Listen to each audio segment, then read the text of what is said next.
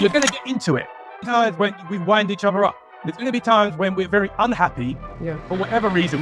We've been married 20 years this June. Oh boy, what a ride. Ups and downs, plenty of lessons and hacks along the way. We were young when we got married. We're a lot older now.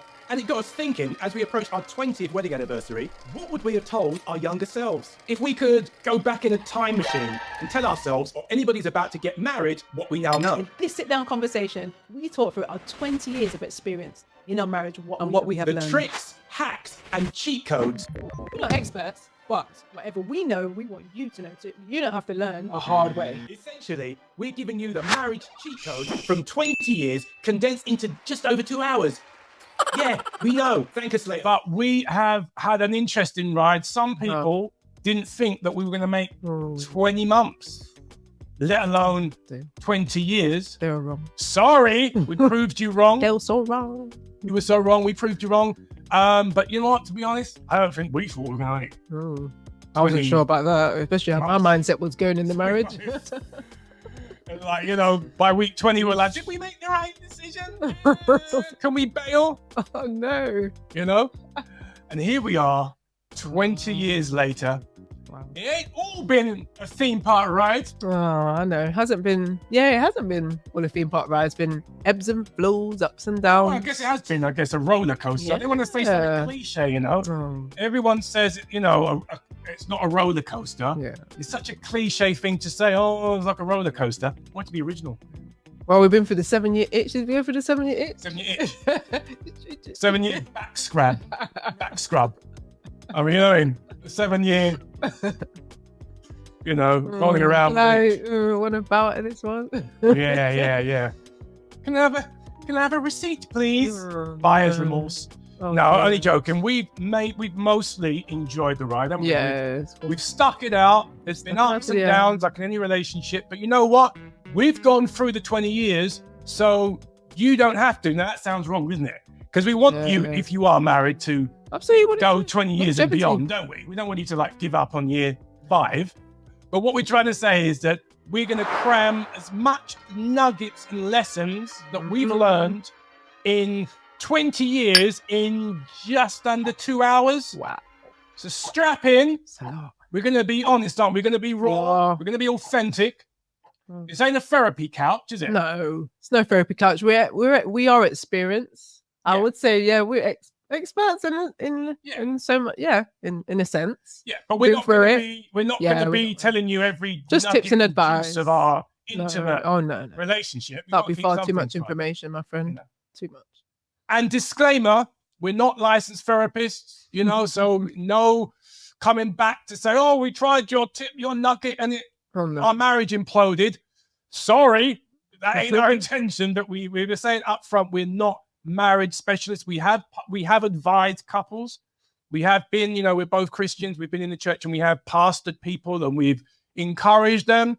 But we want to put a disclaimer out there that if you watch this and you're taking notes and stuff like that, we ain't professional therapists in that way. So don't be like going, you know, T&J told us this and da. Because we ain't got nothing to sue us by anyway. No, exactly not. You can't sue. You can't deduct nothing from nothing. And also we're not trying to say this is the way you should do things. Obviously, we are, like I said up front, we're Christians. We have a traditional take on marriage. You do you, but we're going to do us. And we can only tell you from a more traditional perspective. And we were celibate before we got married. We had our children within, you know, the first couple of years of our marriage. We did things kind of an old school way. It's worked for us. That might not be your thing. But I'd also say be open-minded, because some of the nuggets that we're giving, I know is going to be helpful for some people. It may be helpful for you. If it ain't, let us know in the comment sections, but don't be trolls, because we're not trying to preach and say this is the way you must do it, but we are going to share what might be helpful for, like I said, how long have we been married again? 20 years. 20 years. 20 years. 2 decades. You mean you've been 20 years with me? You put up with me for 20 years? Fortunately. I think there's a high five. Unfortunately. I said unfortunately. What? How very dare you? It took me a minute because of the delay to realise you said Delay, a bit unfortunately. slow today. Yeah, a bit slow. It's a 20 years. 20 years less. Oh no. You're jib jabbering. Oh no. Oh well, you were like 25 when we first got married. So.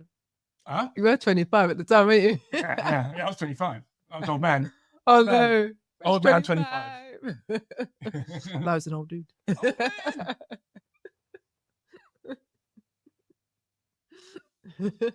You know, anyway. Let's start. Swiftly moving on. So we can stay married for, another 20 years rather than wind each other up.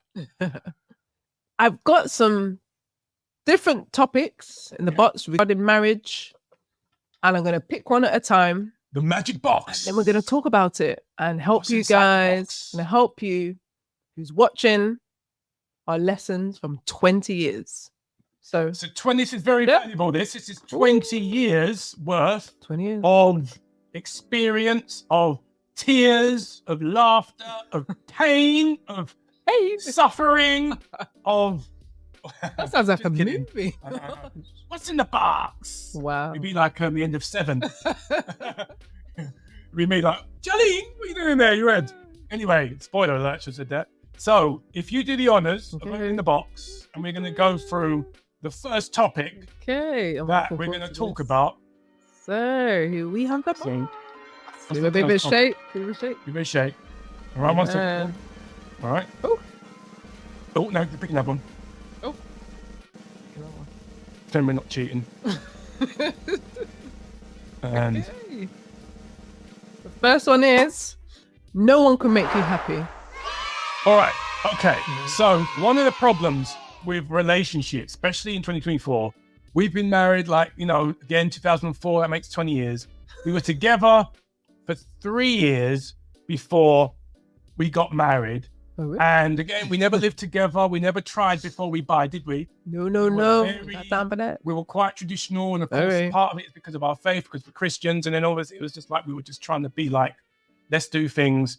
Because when you end up, sleeping together, let's be blunt, we're adults, and being in that kind of situation beforehand, what tends to happen is you get so bonded together, it becomes like super glue.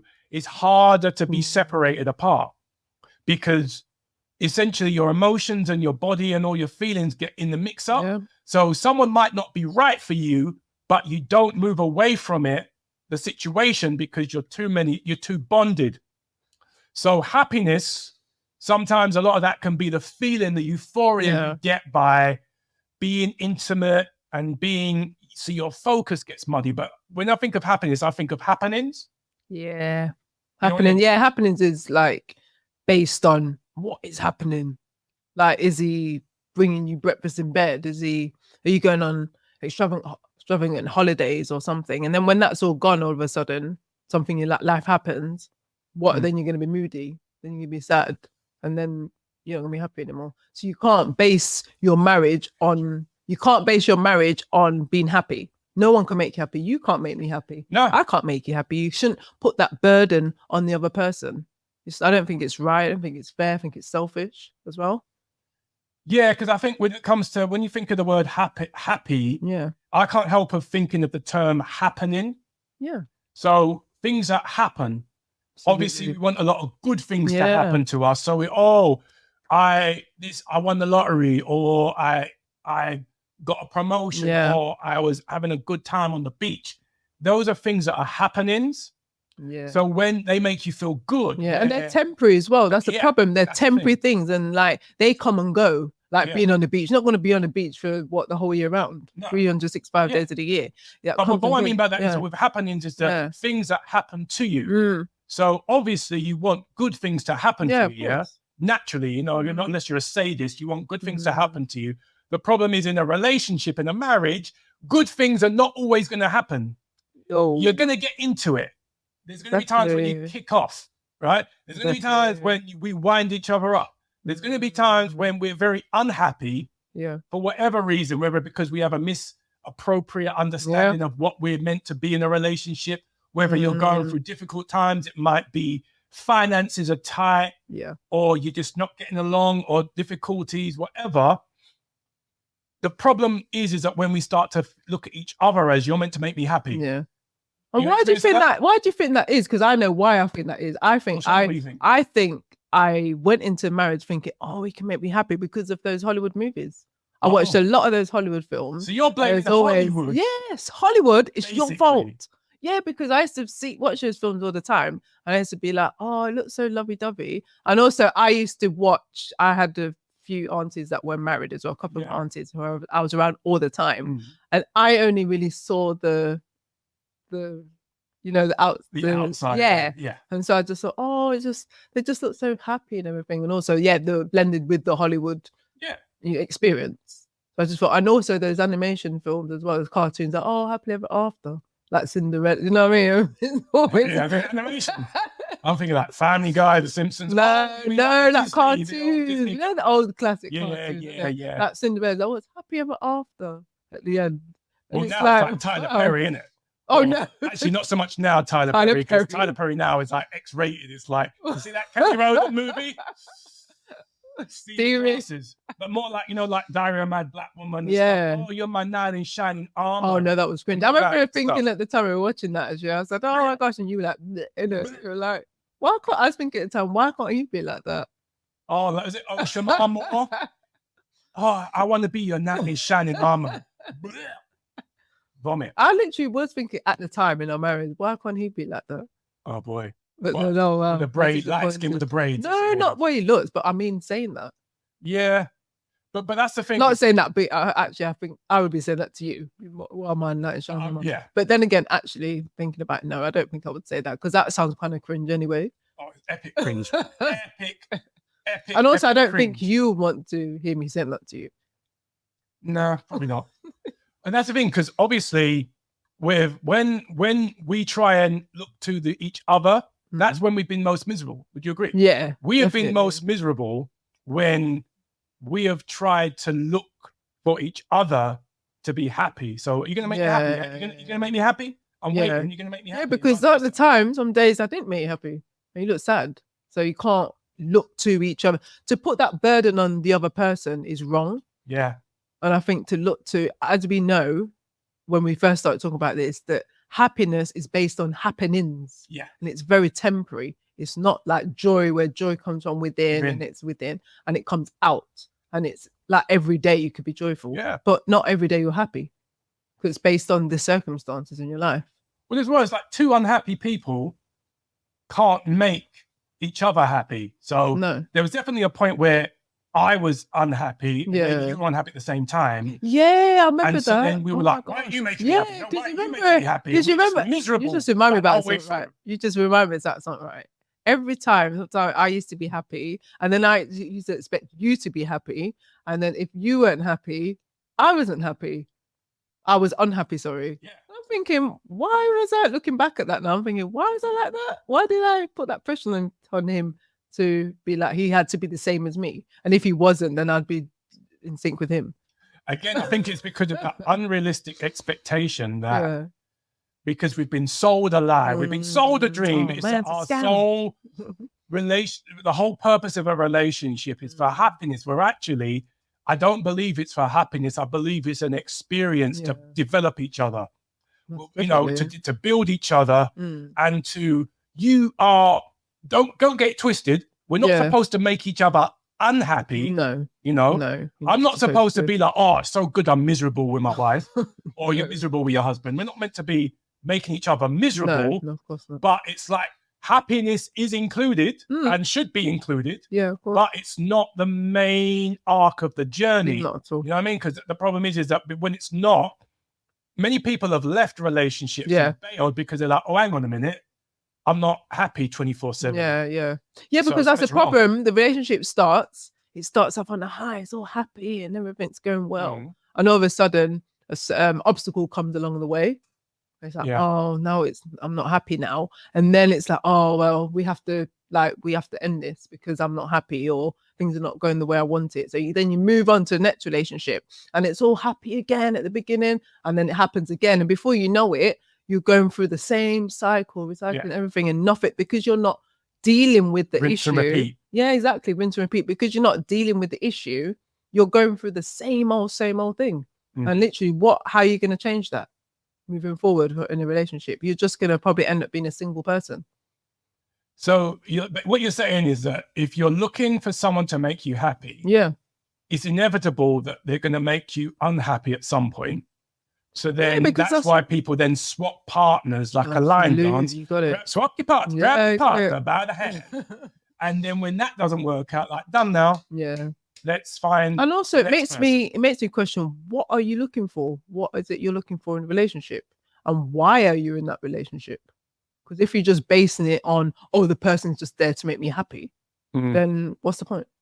Yeah. Because we're humans, you can't just consistently have someone to make you happy every day, every hour. When you're in the presence of that person, you live with that person, you're going to see that person from, listen, when I first started living with you, when we got married, it's like, oh, okay, does this. All right, then. Okay. It's different to when you're just seeing the person from the outside. But when you live with the person, it's totally different. The person's going to start winding you up. But that's the whole part of the process. It's fun because it's like ebbs and flows, isn't it? But people give up so easily these days on relationships when it all goes wrong. Well, the biggest relief I had is when the happiness died down, I was like, crap. You're like... But then it would come again at different times and it died down. And it took me a minute to work out, oh, this is normal.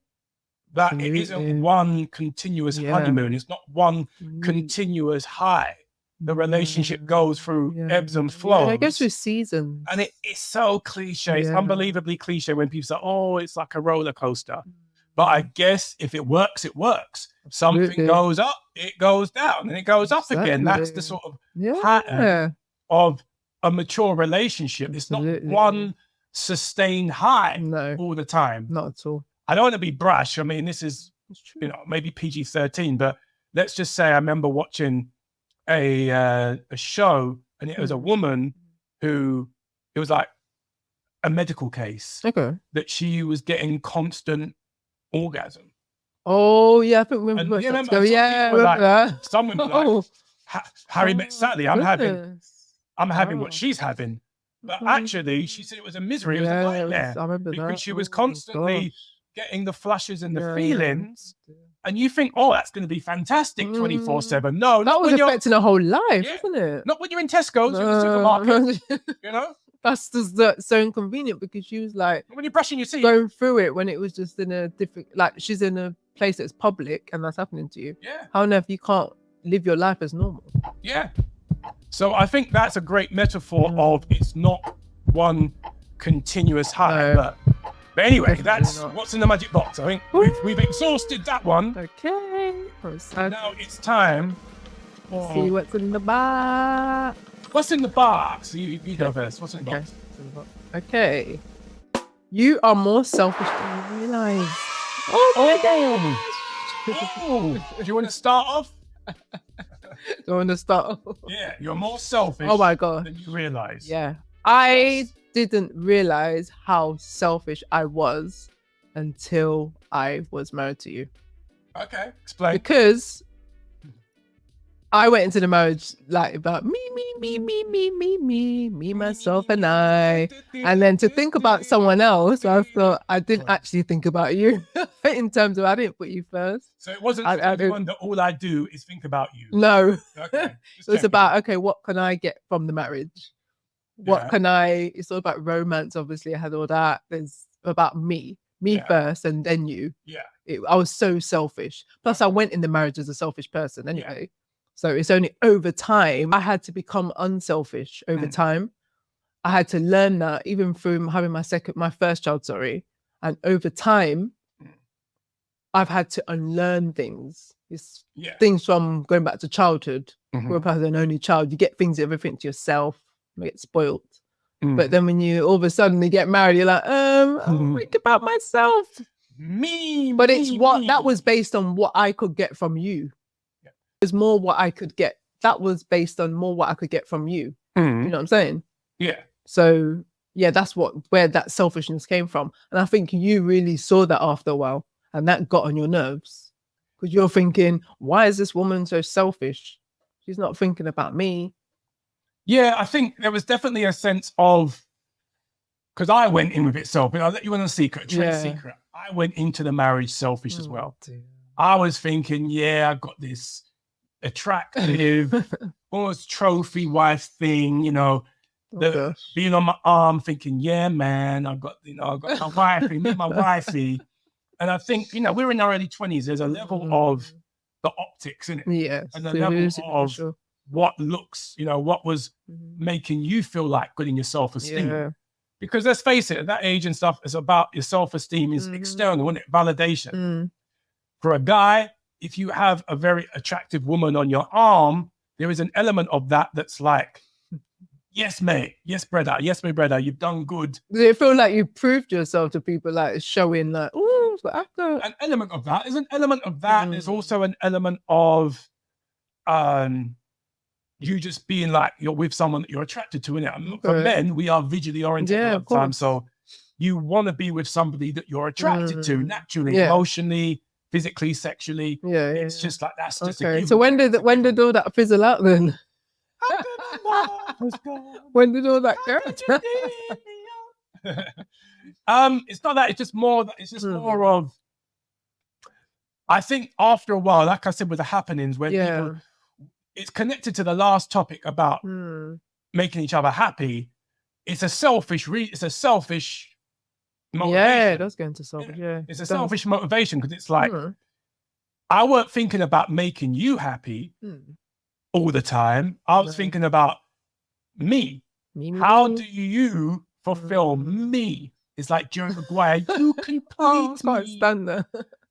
Jerry Maguire, Jerry Maguire, you complete me. That's like the biggest lie. Yeah, that's just in like any kind of context of relationship. You know what I'm saying? Work. So the selfishness is that I thought I was a very kind, loving, you know, cool, friendly, everyone likes me person. And I am, you know, I am to a degree. You interact with people, but people don't see you 24/7. They only see you in a proportion of time. Yeah. So they see you, we got your friends, they see you, your mates see you, different family see you to a certain degree. They don't see you in 3 dimensions. Yeah. They see you mainly 2D. Yeah. Or if they see you in 3D, we see each other in 4D and 4K. Yeah. Because you don't usually sleep with your friends and your family members, you know. That would be way inappropriate. So you're waking up, we're waking up with each other. I remember early days thinking, rah. So this is what you're like in the morning. This is what you're like at night. I'd only seen you for certain portions of the day. Yeah. And I'm not talking about just, you know, that kind of obvious seeing you. I'm talking about just the fact that I'm interacting with you, with each other in a full-on way. And it was like, you know what? You're not, this ain't working for me all the time. Oh, no. What about you? So what do you mean by that? It's not working for you all the time? Well, did you like want that constant, oh, she looks good or something? Because you're a bit more on the superficial, weren't you? Well, thanks. Just saying. Under the bus much? Under the bus? I think it was just more like, I don't know, like just sometimes when you're being selfish, you only think about what's convenient for me. Yeah. So most of the time, I was just thinking about what's convenient for me. Everything from what I'm getting out of the relationship and also how I'm living my life. Yeah. I wanted to do what I wanted to do. I wanted to go where I wanted to go. Even something simple, like I may have female friends. And it may have been like I just want to continue talking to my female friends. I don't mean like, you know, relationships. I want to play out, never play out. But I realized that if I'm ringing up and talking to a female friend, that crosses a boundary because you're like, well, actually, I don't feel comfortable. Also, it's inappropriate at times.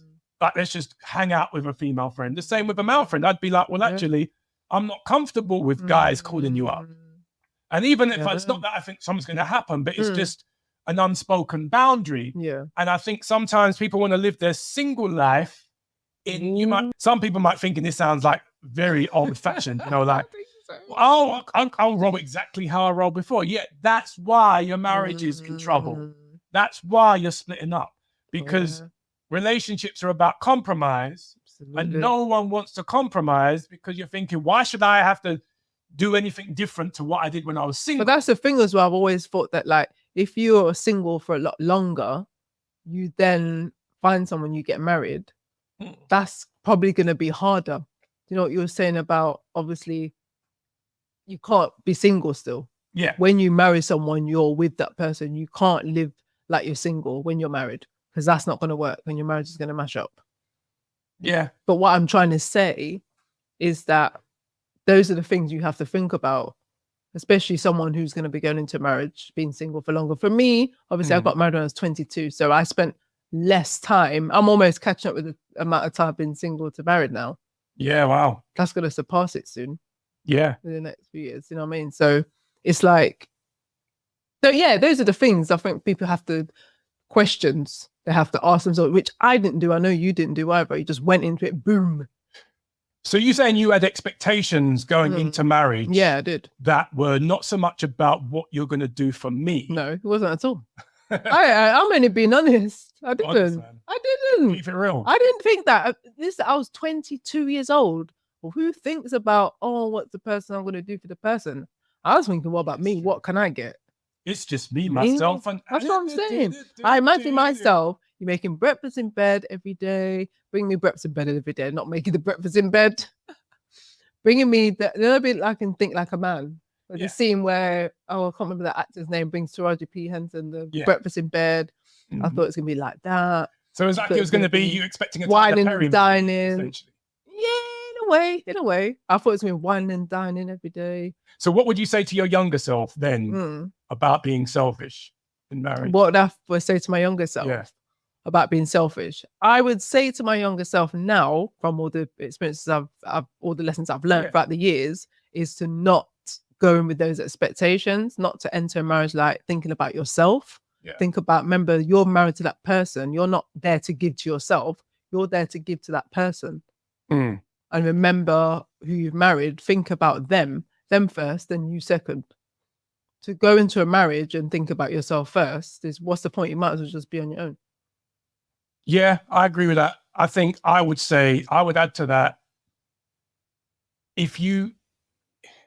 it's about serving each other, isn't it? So if you go in, think about how you can best serve the person you love, because if you love someone, you want the best for them. Yeah. Isn't it? Yeah, absolutely. If you actually love someone, you want the best for them. Yeah. And you can look for ways to add to their life, to enhance their life. Yeah, no, that's what I didn't do.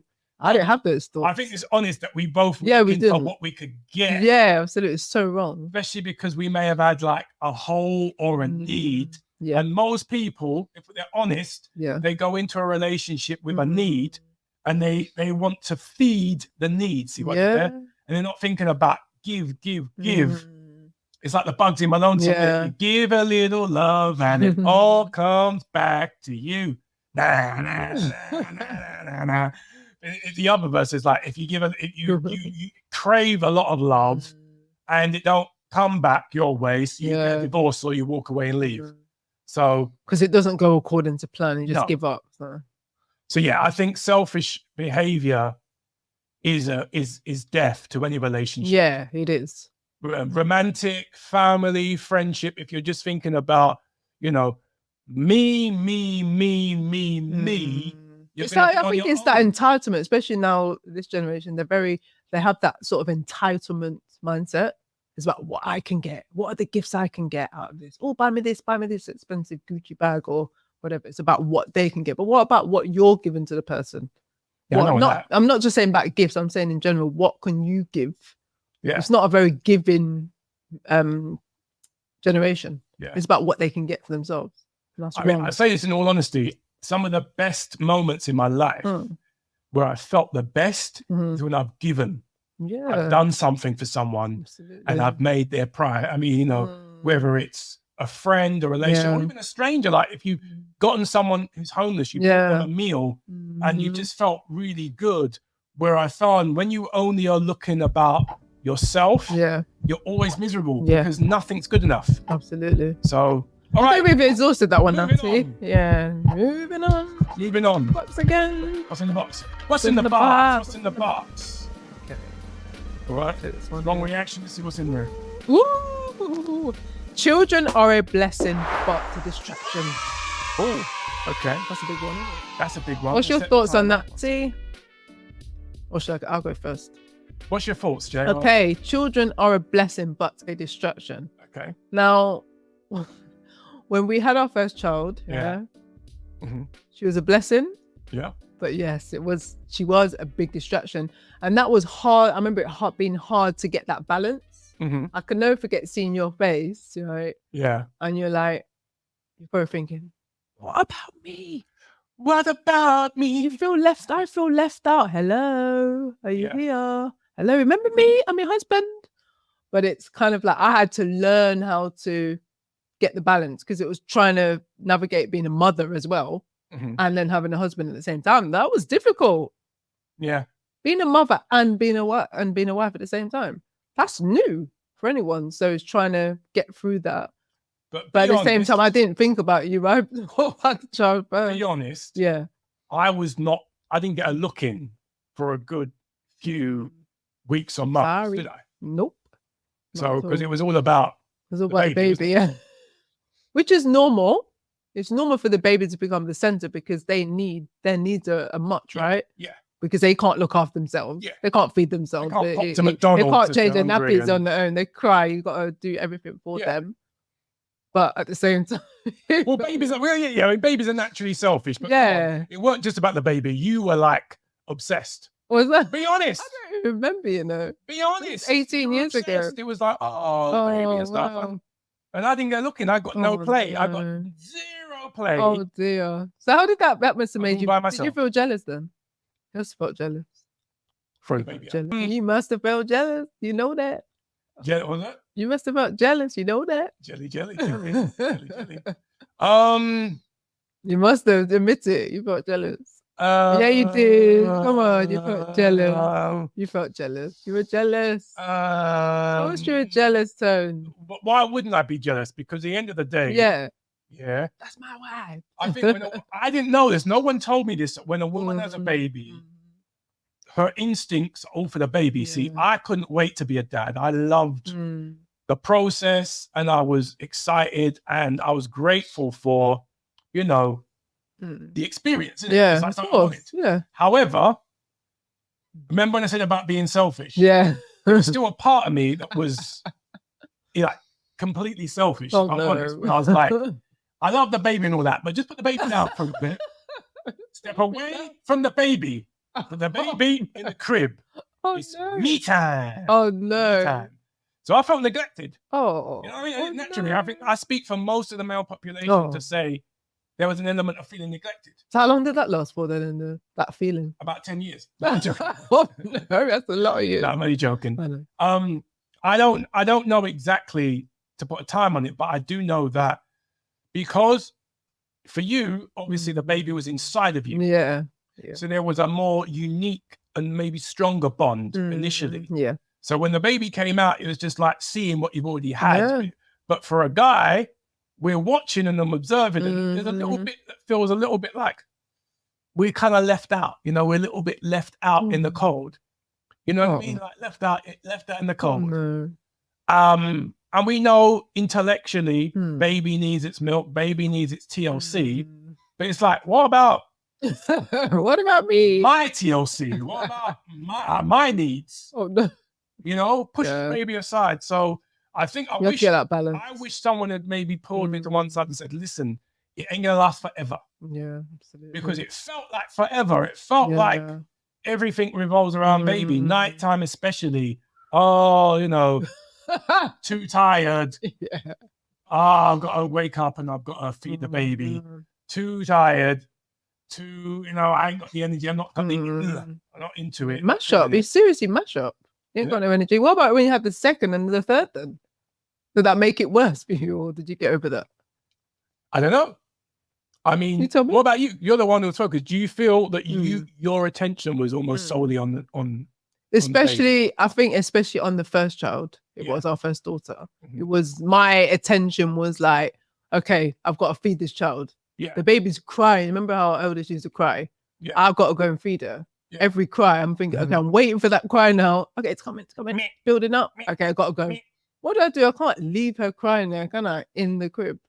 in the cock. I I can't reject I wouldn't her. have said nothing. That's a bad. Hey, hello, that's a bad mother and not a responsible one. So I have to go and feed her, and then when she's finished, she can come back in it. But then I'm tired Mhm. and want to go to bed And sleep. and sleep.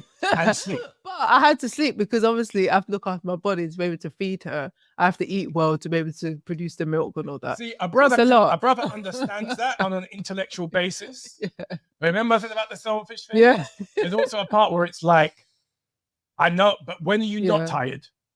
When are you not sleepy? Because it's like, this is getting like long now, and it's like everything is like, oh, I'm tired. I know. If be honest, do you think there's a time as a woman that you just said that because you just weren't? Yeah, because I was tired. I wasn't really, to be honest, I wasn't really thinking of you at the time. Yeah. I'm being honest. Yeah. I was just need my sleep. So fellas, be prepared for shift. Your woman's love to go from you to Baba for an extended period of time. But I don't know. I think children, and it's not just babies, I think as they get older too, children, you're supposed to do everything you can by your children. Let's not get it twisted. We're supposed to nurture our children. They are a priority. I don't believe they're number one. First and foremost, obviously, because we're Christians, God is our number one. Then each other. Yep. I've known people, in fact, I had family members where their children come before each other. And I think that's a recipe for disaster. Oh, yeah. And sometimes that, for me, that's like because they don't actually truly love each other. No. It's a relationship of convenience. Yeah. Because if you truly love each other, that's serious, your children are a product of that love between you both. Yeah, so true. So you were first. Exactly. Because what happens when the children grow up and they all leave home? Because you didn't spend time with your spouse, you didn't nurture that relationship over the years as they were growing up, the children. Then when they leave home, you like look at each other like, what is this all about? Yeah. Maybe we should just go our separate ways, or not even divorced, live in the same house. Yeah. And then just like you have one room, I have one room. What a waste and what a sad moment. Do you know what I mean? I've known couples like that because you put all your energy in the children and didn't really pay each other any mind. You didn't think about each other's dreams, what they want to do together, what you like. You never invested. You just kept the unit. On one hand, I do respect people wanting to keep the family unit, to invest in the family. But what happens is that I think the distraction part comes when you're not really, it's almost like the man can become a sperm donor and the woman is just having the children, baby mother. So you're not really invested in the relationship, more the product of it. So what happens is all your energy goes into the children, but then you find out that, you know, as they get older, they don't even check for you anyway. Exactly, because listen, when your children get to like teenager stages, it happens, so it comes on so quickly. As we know, we've got 3 teenagers. They literally start pulling away from you. It's more about their friends and less about mum and dad. And then you're trying to cling on to them. Yeah. And then forgetting your spouse. And then when they all leave home, eventually get married or whatever. And then you look at your husband, you're like, what? So what's the point? It's not worth it in the end, is it? Yeah. You know what I mean? So you have to remember who you're married to. Because they naturally want their own space. They don't want to be hanging out. And it's normal. It's a normal way of life. How many times have you been on the street and they've pulled away? They're like, I don't want to go anywhere. We used to love going out as a family. Now they're like, Mom, Dad, I don't want to go with you. And I've learned to accept that. That's fine. It's about me and you now, isn't it? More because even like things like the weekend, actually you're big on that. You have to literally bribe and beg your children to calm down and you're, spend time for example, between you and me, you're bigger on that. The fact, because I think I've learned to accept it. I think I've learned to accept it more than you. No, in a sense, in terms of like, because I know where they're at, like they're teenagers, right? Yeah. And to be honest, when I was a teenager, I used to spend a lot of time in my room as well. It's normal as a teenager to want to spend time in your room. Yeah, but I don't think it's that. I think in my household, you know, there was an element of family value. Okay. It was like disrespectful to, I'm not talking about all the time. I was a teenager once, believe it or not. So I spent time on my own terms, but there should be a time when you come together and you invest. Otherwise, you're just lodgers. Yeah, that's to me, it's like, it's disrespectful to not want to check in on your parent, to not want to spend some. But I think over time they will learn that. as they grow and mature, I think over time they will have to grow turn that, because I think they're going to be living with us probably for quite a long time. I don't think they're going anywhere pretty soon. In this time and age, it's like they're going to buy a house. They're not going anywhere. It's going to be like, yeah, they're going to be what? They'll be 30s. Oh, no, maybe. 30 living at home. Asking, Mom, can I go out? You know. But I think, yeah. So what we tell our younger selves is that yes, children are a blessing. They're one of the best. We don't regret any part of being a parent, any part of having kids. They're beautiful. They're great. They're great. However, just have this mindset that they will leave the nest. Exactly. You're going to leave some point. You. It ain't like, they're not your possession. You can't control them. You nurture them. And then, they go their separate ways. Absolutely. And sometimes they don't even want you in there. And sometimes I knock on the girl's door, like, look at me like, why are you here? Yeah. I'm like, I'm just checking in to see how you are and what's going on. They're like thinking, Mom, do you want to what do you want? Yeah, get lost. Got anything? Anyway, I think we've exhausted that one. Moving on to the next. Moving on. Let's give this box a bit of a shake. I'm going to choose one. Choose one. Okay. Want to get involved? Whoa! Oh, what's in the box? What's in the box? Oh, you can read it. I found it. You can read it. You can grow apart easily. Say that again? You can grow apart easily. Okay. So let me start with that. Let me start. Then. You start with this one. So we got together very young. Well, not very young, but you were like 19 and I was 21. Well, I was 18 when I first met you. Yeah. Before I was 19, we started going out, yeah. So just before you were 19, so we're 2 years apart. Sorry, so the person here? You can grow apart easily. I keep forgetting already. Oh man. So we practically grew up together, for want of a word, in terms of being young and going through the paces. You're not the same Jarlene that I met. Really? In I'm not 2000. the same. You're not. Hey, I'm not the same. You're not the same. How am I not the same? What makes me different then? But I'm going to say that. Yeah, go on. I'm not the same Tony. Oh, definitely not the same. In 2000 either. You look the same, but you're not the same. Yeah. Black don't crack, black don't crack. Just got a bit of grey now and then. You're like Benjamin Button. You got younger. So what's my point is that we're not the same people, and we grow apart. Here's an illustration. In today, so many couples now, they split up. They get together for a period, then they split up, then they get with somebody else, and when you're on a new girlfriend, you're on your new boyfriend, and it's hard to keep up because people change partners, they swap them out so quickly, because partly I think because they get bored, but also because you've been taught that it's about satisfaction, isn't it? Yeah. It's all about satisfaction in a relationship.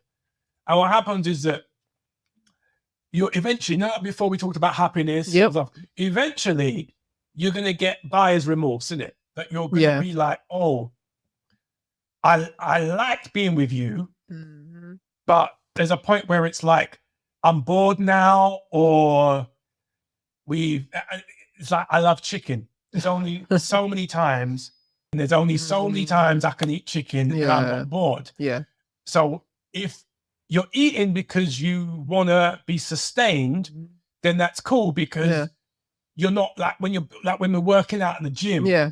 Like I can eat chicken a lot because it's the best maybe nutrient for my body. Yeah. But if I'm eating for pleasure only, I might be like, boy, I'm done with chicken. Pass me another meat. I just don't want chicken at the moment. And I think with relationships, it's like if you can get bored with being with someone. So that's number one. The best thing about, I say, monogamy when you're staying with someone is if you stick with someone long enough, you will see them change. They will evolve and not be the same person. We weren't the same people 2 years into marriage and we were at the beginning of marriage and the beginning of the relationship. Do you know what I'm saying? We change. We're not the same people 2 years into the relationship. No, not at all. But the thing is, people don't give it enough time in their relationship to get to that point where you're talking about, to grow and evolve. They give up so easily at the first hurdle that if you just stuck around, if only you just stuck around long enough, a bit longer, then you would have seen the evolution. Like, oh no, because you like gave up, went on a roller coaster. I was like, took so long. This person's getting on my nerves. They're doing my head in. This is happening. Finances not going well.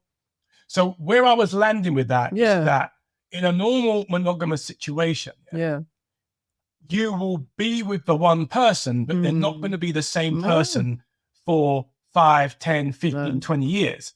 But sometimes they can be. In an ideal situation, you are both changing and evolving together. You are growing together. You are becoming different people together. You're maturing. You're evolving. I keep saying evolving. Overusing them. You know, I'll use the word. You're going for a metamorphosis. Is a big word, metamorphosis. But on the flip side, and here's where the problem comes in. The problem comes in is if either none of you are changing, you are the same person you were at the beginning of the relationship, ergo you're just stunted, isn't it? You're in a rut, you're stunted. Or you are, one of you is changing and the other is not. That's the problem. That happened to us, didn't it? That happened to me. I remember when you were like got onto chapter 5 and I was on chapter 1. I was like, oh. So I looked at him, he was like here. And I was like, then I was like, oh no, shoot. Like, what am I going to do? It was all about the kids at the time still. How did that feel? How was that like? I felt like resentment towards you, to be honest. I felt very resentful. And I was thinking, what about me? I feel trapped. Like, I love my children and everything. But at the same time, I felt quite trapped, to be honest. Yeah. Because it was like, oh no, I feel stuck.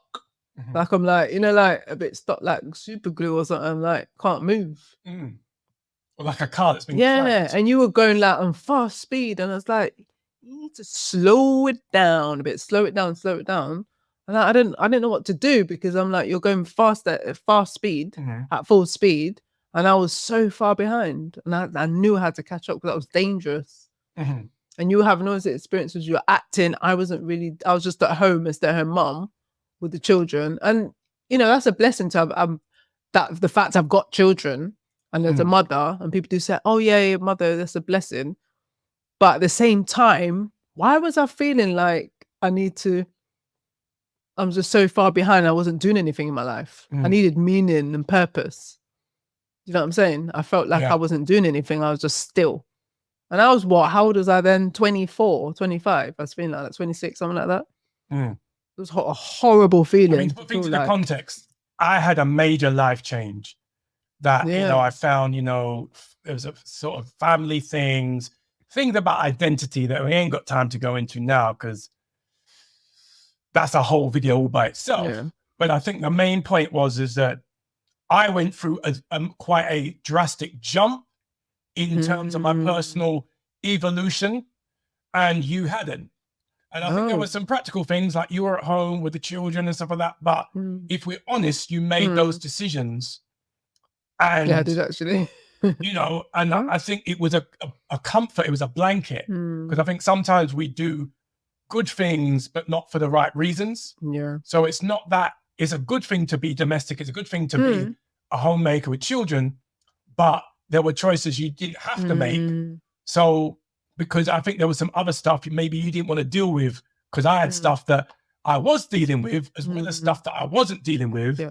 And then we almost went completely off the rails, didn't it? We almost went it wasn't good. We were going like this way. Yeah, that was a bad place. That was like probably, was it like 6 years in or something like that? Must have been about 5, 6 years in our marriage or something like that. I can't remember how many years, but yeah, a few years in. And it was it was like the most uncomfortablest time I've ever been through in the 20 years. I think out of all the 20 years, I think I felt so uncomfortable. And I felt like the resentment was real, That resentment was real. Yeah. It was like, oh no. What were you resenting? Or is it you? I was like, Thanks. why is it going so quickly? Slow down for me. Wait for me. Yeah. But that's again, that's selfish. Yeah. Because why should the other person slow down? You Well, have to keep up. Yeah. And I think as well, we can get stuck. And I think in a relationship, sometimes we can get fed up with each other because we feel that we're holding each other back, which is partly true and partly not, partly true. It's not always true in the sense of no one can truly hold you back. You know what I mean? No, you hold yourself back. Exactly. You hold yourself back. You're responsible for yourself. You're responsible for yourself. Because sometimes we'll blame the other. There was times when we both blamed each other for, oh, you held me back, or you denied me to become a butterfly or to blossom. Yeah. And I think what it really truly is actually you're each other's convenient excuse. It's almost like the Garden of Eden when Adam said, the woman, Eve, the woman, look what she gave me, the woman, and she gave me the apple, the fruit. Where I know sometimes fear held me back, where I was like, it's like that film Coach Carter, where it's you're not afraid of what won't happen or what you have of your failure. You're almost fearful of what you'll become in terms of if it goes well, if you succeed, because whatever way it is, change is scary. And I think when you're walking together, if you're not careful, you genuinely just grow apart and you become, even things like romance, you can become just friends or lodgers. Like when you're a parent, for example, we mentioned it earlier, all your focus on your children and you're not focused on the romance. So all of a sudden it becomes like your best buds, your roommates. So you like each other, you don't hate each other, you're still friends, you still think the person's cool, but you don't feel bonded with the person. You're not on the same page. So it's like, like you've got friends that you won't see for weeks, months, even years. Do you know what I mean? So it's like, oh, that's my friend. You might have friends who live in a different country.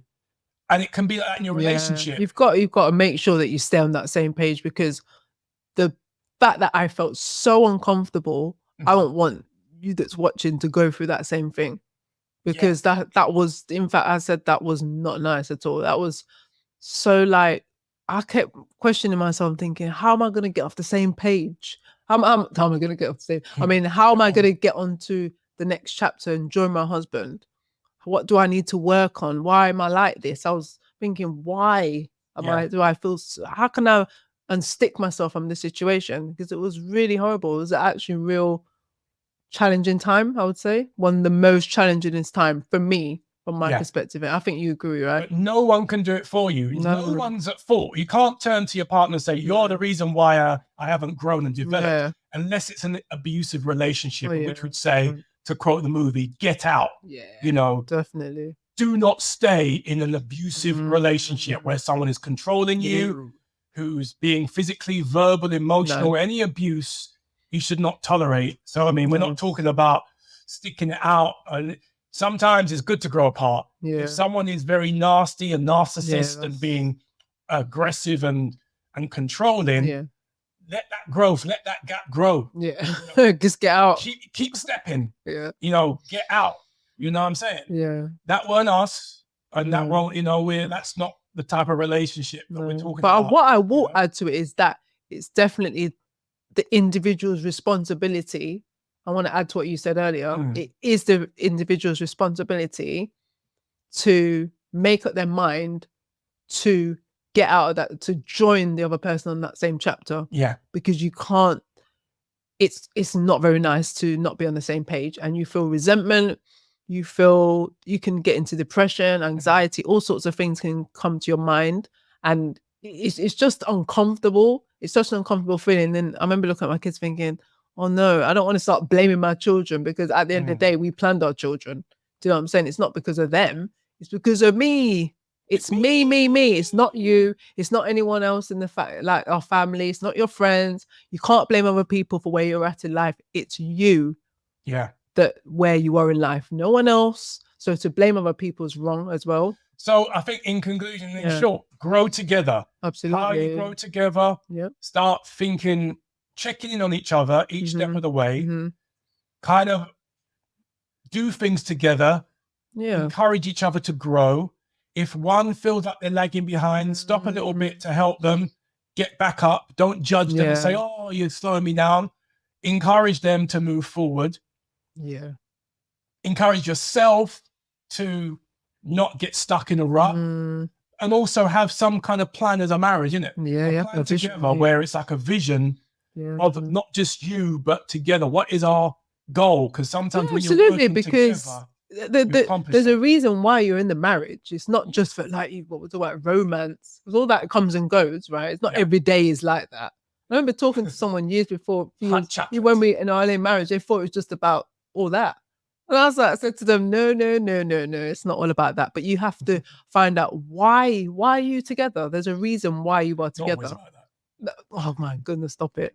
There's a reason why you're in a marriage. You have to have some sort of vision and a plan, because without that, it's just going to be, it's going to fall apart. People perish. There you go. It's going to fall apart. But anyway, hopefully if we have exhausted this one. Again, keep exhausting them, don't we? We enjoy it. Keep them coming. Okay, what's in the box? Want to choose? I'll choose this one. I'll go. It's in the box. In the box. Okay. Oh. 50-50 is a lie. 50-50 is a lie. It's a lie. It's a lie. It's a lie. No. It's a lie. All right, so I want to start with this one. Why do you want to start with this one? Go on. 50-50 is almost like kind of, I don't know, hanging out with that tight friend who's constantly counting the money and being like, how much did he put in? I'll put in. All right, let's just see how much you're putting in. Let me ask you a question. Yeah, go on. Let me ask you a question. Yeah. Here we go. If you were dating again, not split up, we're not splitting up, but imagine you're in the dating world now, and someone was to take you out for a meal, and you had a great time, but then in the end, it came to the bill, like when we watched First Date, and then they said, looked at the bill and says, can we go Dutch? Yeah. As in 50-50. Yeah. Would you, there's that scenario, or they cover the whole bill and say, I've got this. Which would make you more attracted to the person? I prefer them to cover the whole bill. She's a gold digger. No, not at all. Nothing but a gold digger. With no No, I would expect that person, if they're taking me out on a date, is to them to pay for the whole bill. I ain't going no Dutch. No. And you pay for the whole. When we went on our date, you paid for it. I will. You paid for it. You didn't say, "Oh yeah, you pay for it." I pay. No, that's my choice. It's my investment. I would say I agree with you, and I agree with you. And this isn't he's a trad guy and stuff like that, or he's a simp. Oh no. Nah, for me, brothers, be honest. It's an investment in it. As much as the world is trying to say, it's all about equality, of course, there's an aspect of that that's true. As a man, the masculine energy is you invest in what you want. You're a lion, you're going in the Serengeti after you're going for the kill, innit? It's like, I want that. That's who I want. I'm going. All blazers. It ain't a good impression. Like, as a man, if you're being honest, you don't want that woman too much if you're not prepared to invest something and sacrifice something. So, and I think that's where it works for the same way. Like, as a woman, you're not really, if you're thinking about, not with the bill of a meal, but in general in a relationship, you're not loving that dude too much if you're thinking, well, let's see what he's going to do. For me, it's like the meal, the 50-50 is like that meal, isn't it? It's like you're thinking about fairness. Yeah. The problem is you're only giving your contribution based on what the other person is doing. Because how do you know it's 50? Yeah, in order for it to be 50-50, that means you're very conscious of what the other person is doing, which means you're like, I'm only going to give an equal share to what the other person is doing. And to me, that's not love and it's not commitment. I'm an all-in kind of guy. If I'm all in, if I'm really feeling you and I'm really feeling the situation, I'm putting everything in. Then, I'm not thinking. Yeah, what's the point of doing the whole 50-50 anyway?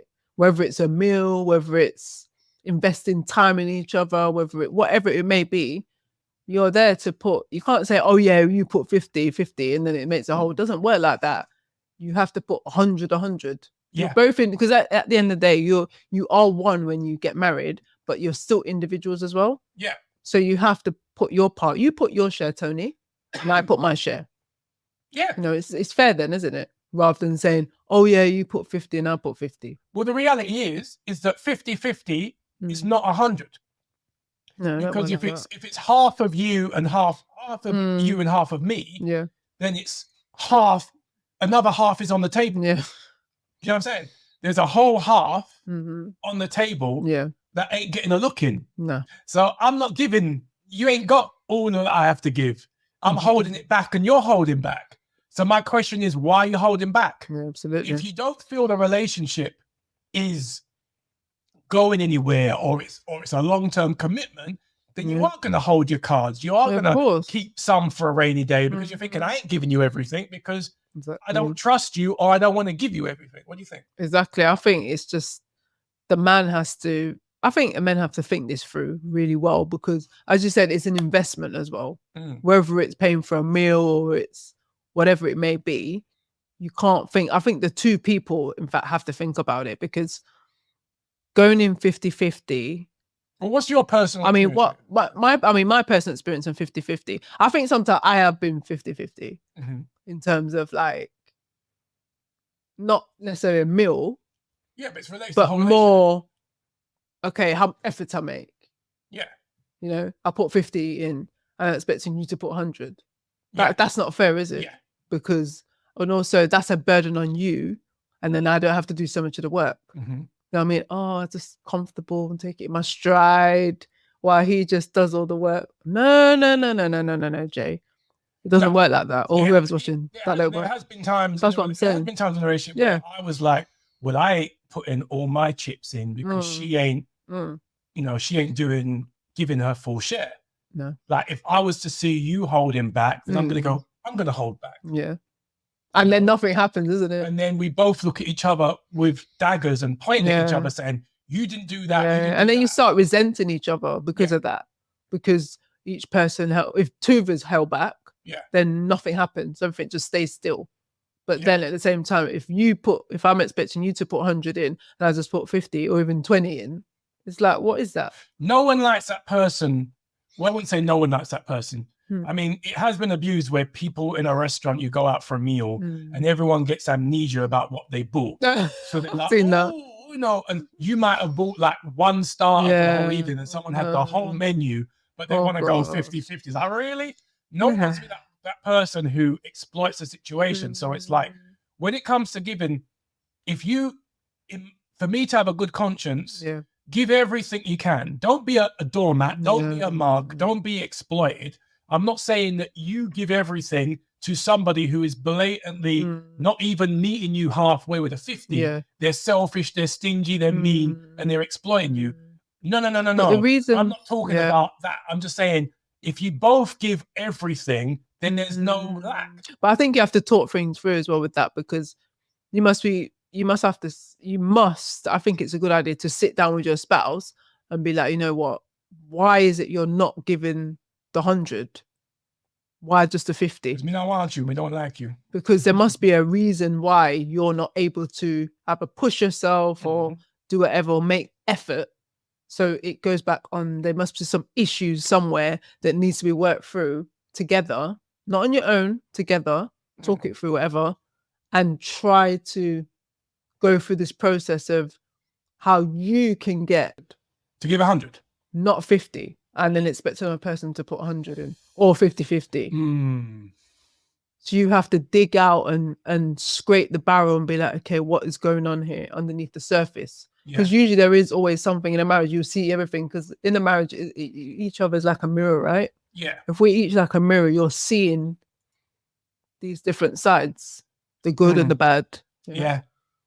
I mean, I do remember the times where I think we weren't really giving everything, Mm. if we're honest.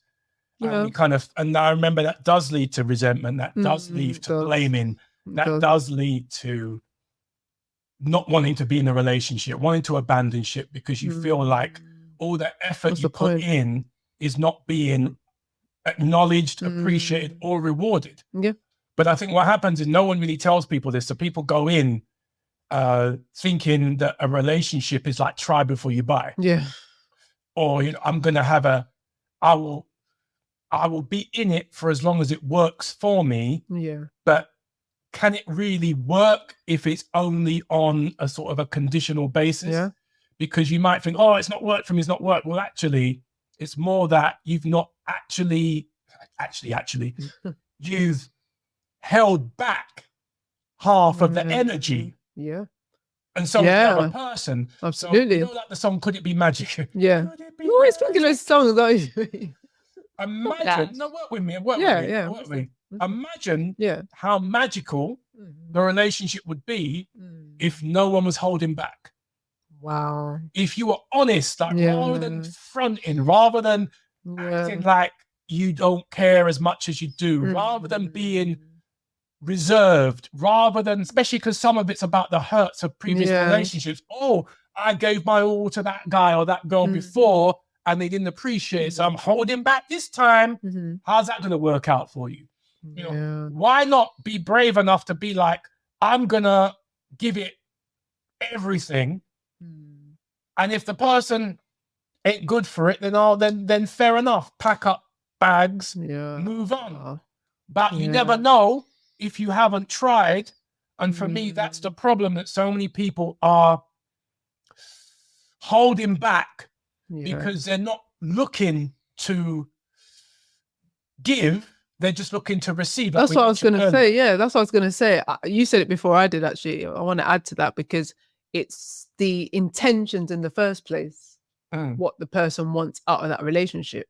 Because you're not going to give 50-50. You're not going to give 100 in if you just see it from a point of view just about you, about yourself. Because you're going to just think in a selfish way, oh yeah, what can you give me then? So I just can just put 50 in then. Do you know what I mean? Yeah. Just put £50 in, you know, I don't need to give £100. But what's the point? Because you do it anyway. Or she can do it anyway. Yeah. Do you know what I mean? So it's just like, it depends on that. If you go in with that wrong mindset, then you're going to have to go through these hurdles. Yeah. The hurdles we did. And I wouldn't want that for anyone. Definitely wouldn't. Because it was hard, man. That was some hard times and challenging moments. Yeah. Which we've learnt from. We've got lessons to share. Everything's a lesson. Yeah. And no one teaches you that. There's no manual. There's obviously marriage books, but everyone's marriage is different. Yeah. Yeah. I think to round that up, you're going to be in a lot of trouble if you're expecting equal equity in a sense of like in a relationship, because sometimes you've given more and sometimes I've given more. But if you're when you're adding everything up and you're going into like the pennies and the shekels and all, that's when your relationship's in a downhill spiral, because you shouldn't be thinking that way in the first place. No. It's like the prenup thing. I don't want to go into that. And I'm not saying I'm against it, but I will say that if you have an understanding of, I'm going to make sure that I don't lose what I put in. Yeah.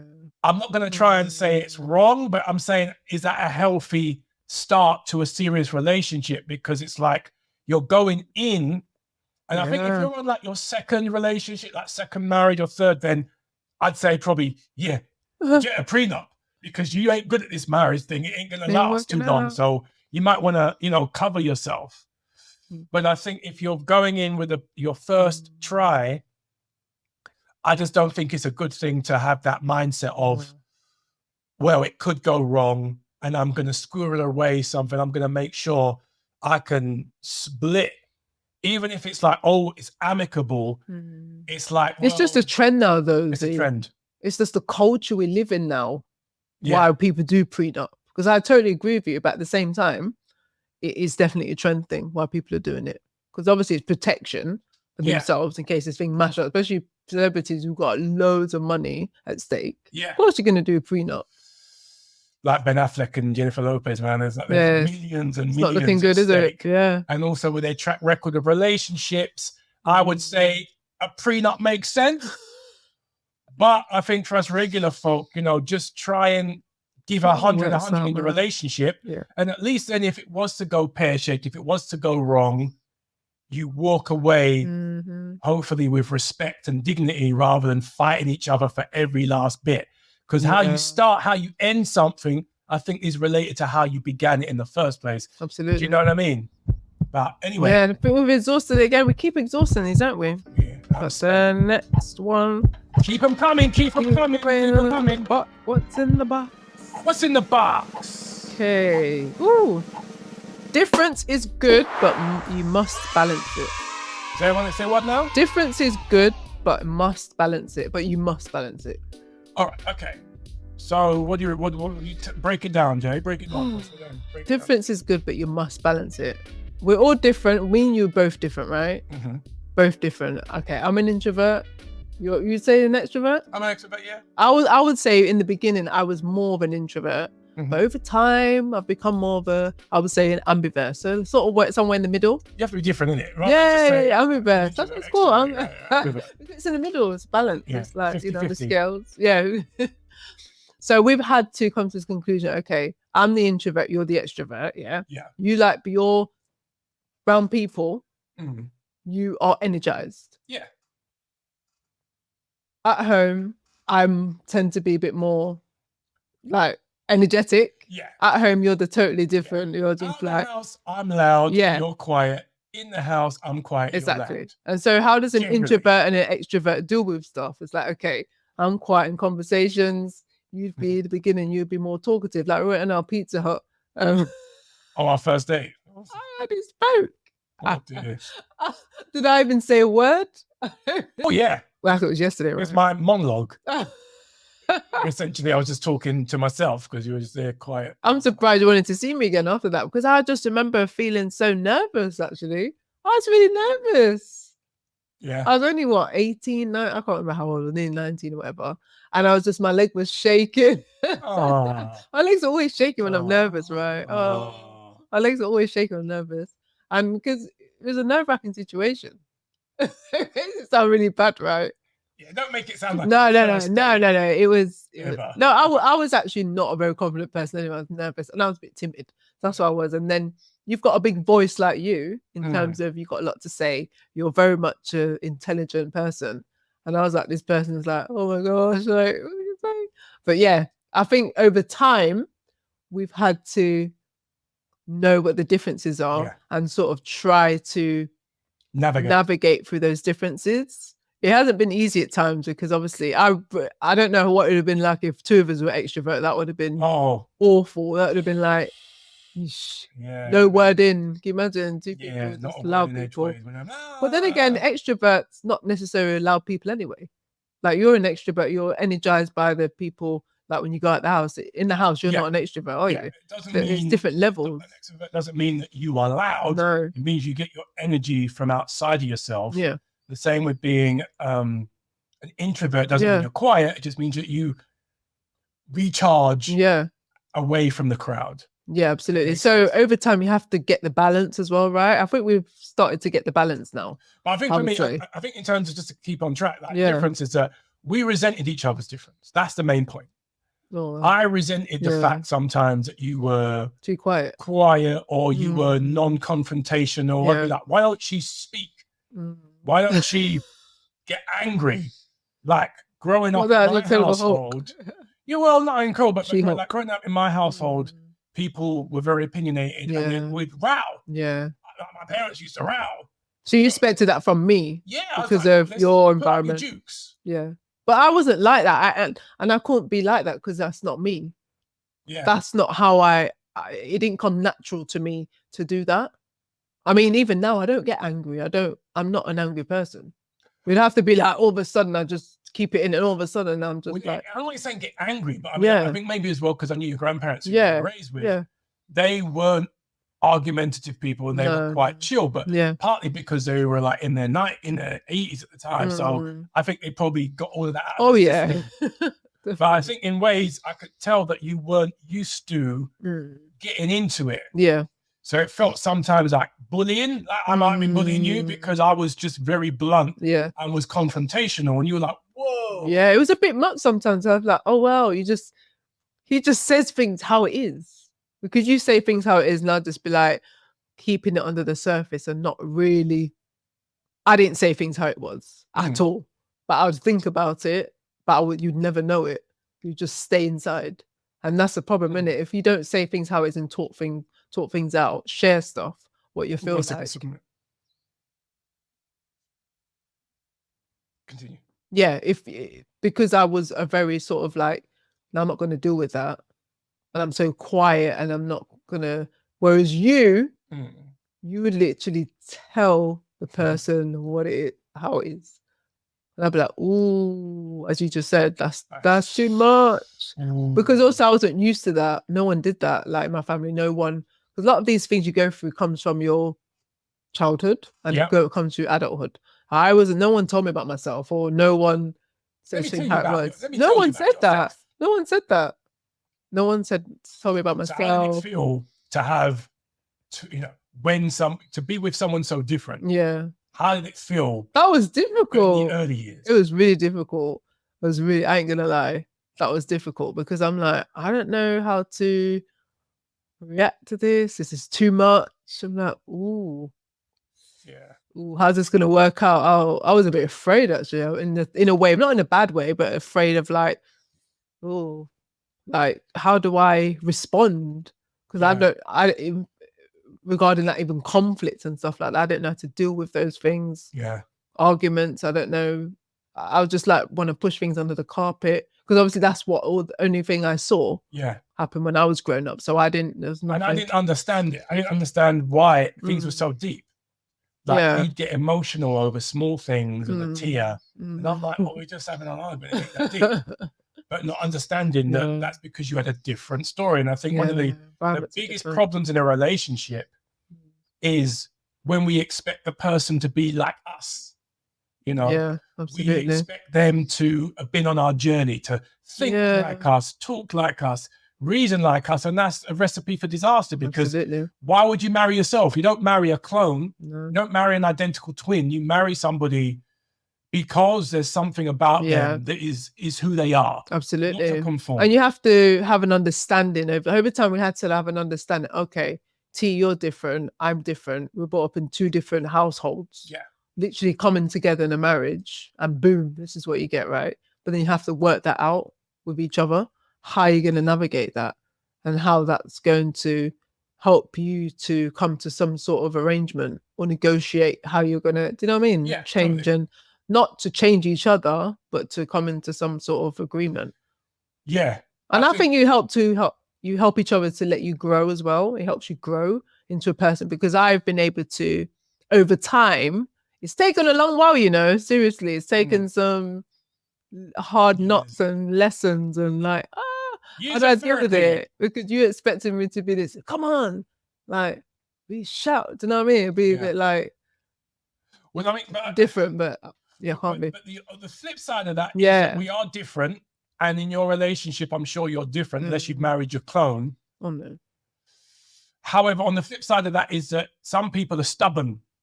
And some people are like, I ain't changing for nothing. This is who I am and who I will always be. Then you're going to be constantly splitting up because it can't work. If you're in a car, you've got to be driving in the same direction. So true. Two people can't walk together unless they agree. You can have a difference of opinion, but ultimately, like, you know what? Rather than me and me, it's we.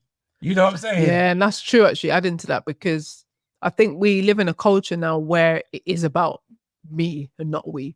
Yeah. Because it's more about individuals. It's a very individualism culture. Am I saying that right? Individualism. Individualistic culture that we're in now. Yeah. People just look out for them, me, myself, and I. Even if they're in a relationship, it's like, you could be going on holiday with the girls and then leave someone at home, like who you're with. It's like, what about the person you're with? Yeah. You're supposed to, do you know what I mean? It's the journey you're with, what journey you're on. Yeah. You know, come on. And that's a Picks problem. up. And I think a relationship ain't going to last very long if you are stubborn. Like, I'm just different. We have to come to a point where you be you and I be me, but somehow we have to meet in the middle so we don't frustrate each other 24/7. But we find a way to, I have to chip a little bit of me off. You have to chip a little bit of you off. Otherwise, we're not going to turn a corner. We're not going to fit, like furniture. We have to like shave a little bit of each other off so we can fit together. Otherwise, we're just going to be like clashing. Yeah, it's like, for example, something just came to me how different we are. Different we can be. We've had to balance it. Is when we've been because you're very particular with food, right? Yeah. And there's been times at weddings where he's giving me his food. It's like, because he's not into it. He's this guy. For the whole time I've been with him, he's been the same when it comes to food. Very particular with the food. Don't eat from anyone. We'll go to weddings and then we end up just like discreetly put on my plate. I can never forget. Invited to weddings now. I can never forget the people around our table. People now, we ain't gonna get invited because people be like, yeah, okay, I ain't spending you. I ain't inviting you because you're gonna just palm your food off to your missus. I can never forget, like when you did that once. These people from the corner of my eye, I could see them like looking at me like, why'd you do that? I can see you. Worms. I see you. But you got worms and I'm feeding you. Or saying, trying to make her fatten her up. Poor lady, she don't get fed at home. He just feeds her at weddings. That's the only time she gets fed. He's knockoffs. And I mean, going on, I said that for a reason. As like, I wanted you to be like, oh, why can't he just like easy going and like all the food? Why is he so particular with foods? Why is this guy so fussy? I've never met anyone like that before. And I was just I was the opposite. I'm like into all the different foods. I'm open with different foods. So this guy is literally, for the whole time I've been with him, he's never changed. But now I've accepted it for years now. I'm used to it. Yeah. It's normal for me to know that you're just very particular. And that's okay. I've had to accept. It goes both ways. But that's the thing, is that and it's funny when you speak to people who have lost a loved one, like I have a friend who recently lost his wife. It's the little things that he remembers of her that are very unique to themselves and he misses. And I'm sure even things that would annoy him or wind you up, the way you left your shoes in a certain position, or the way that you would, the way the person would react, or if you're having a meal and they're not hungry, but when you get something to eat, they want to eat half of your food. It's probably those things that you miss about the person when they're gone, because it's who they are. And I think there's got to be a level of acceptance that what makes a person who they are is those idiosyncrasies, those small things. You wouldn't want to change it. I remember we were watching Good Will Hunting, and Robin Williams' character, Sean, the therapist, was talking about his late wife and how things like how she'd break wind, she'd pass wind in the bed while she was sleeping, and she'd wake up, what was that? And he used to say it was him to spare her feelings, but he found it funny, and him and Matt Damon's character are laughing because it's those little things. So I'd say if I was talking to my younger self, or to you if you're early in a relationship, accept that you're different, and it's okay. It's okay to be different. It's okay to be different. It's okay to have a different energy, a different way of seeing things, but don't be different for different sake. Don't be stubborn. Don't be inflexible. We're like, that's just me, and that's how it's going to be. You got to be adaptable, be flexible. So be who you are, but be a flexible version of who you are. Otherwise, your relationship ain't going to last for too long, because we'll just be bashing at each other, resent each other, and then everything's just going to implode. Yeah. I think it's definitely worth it to take on what he said, because you just it's not going to be easy, but if you go through that process and just understand each other's differences, talk it through, and it will, as the years go on, it will evolve and you'll change.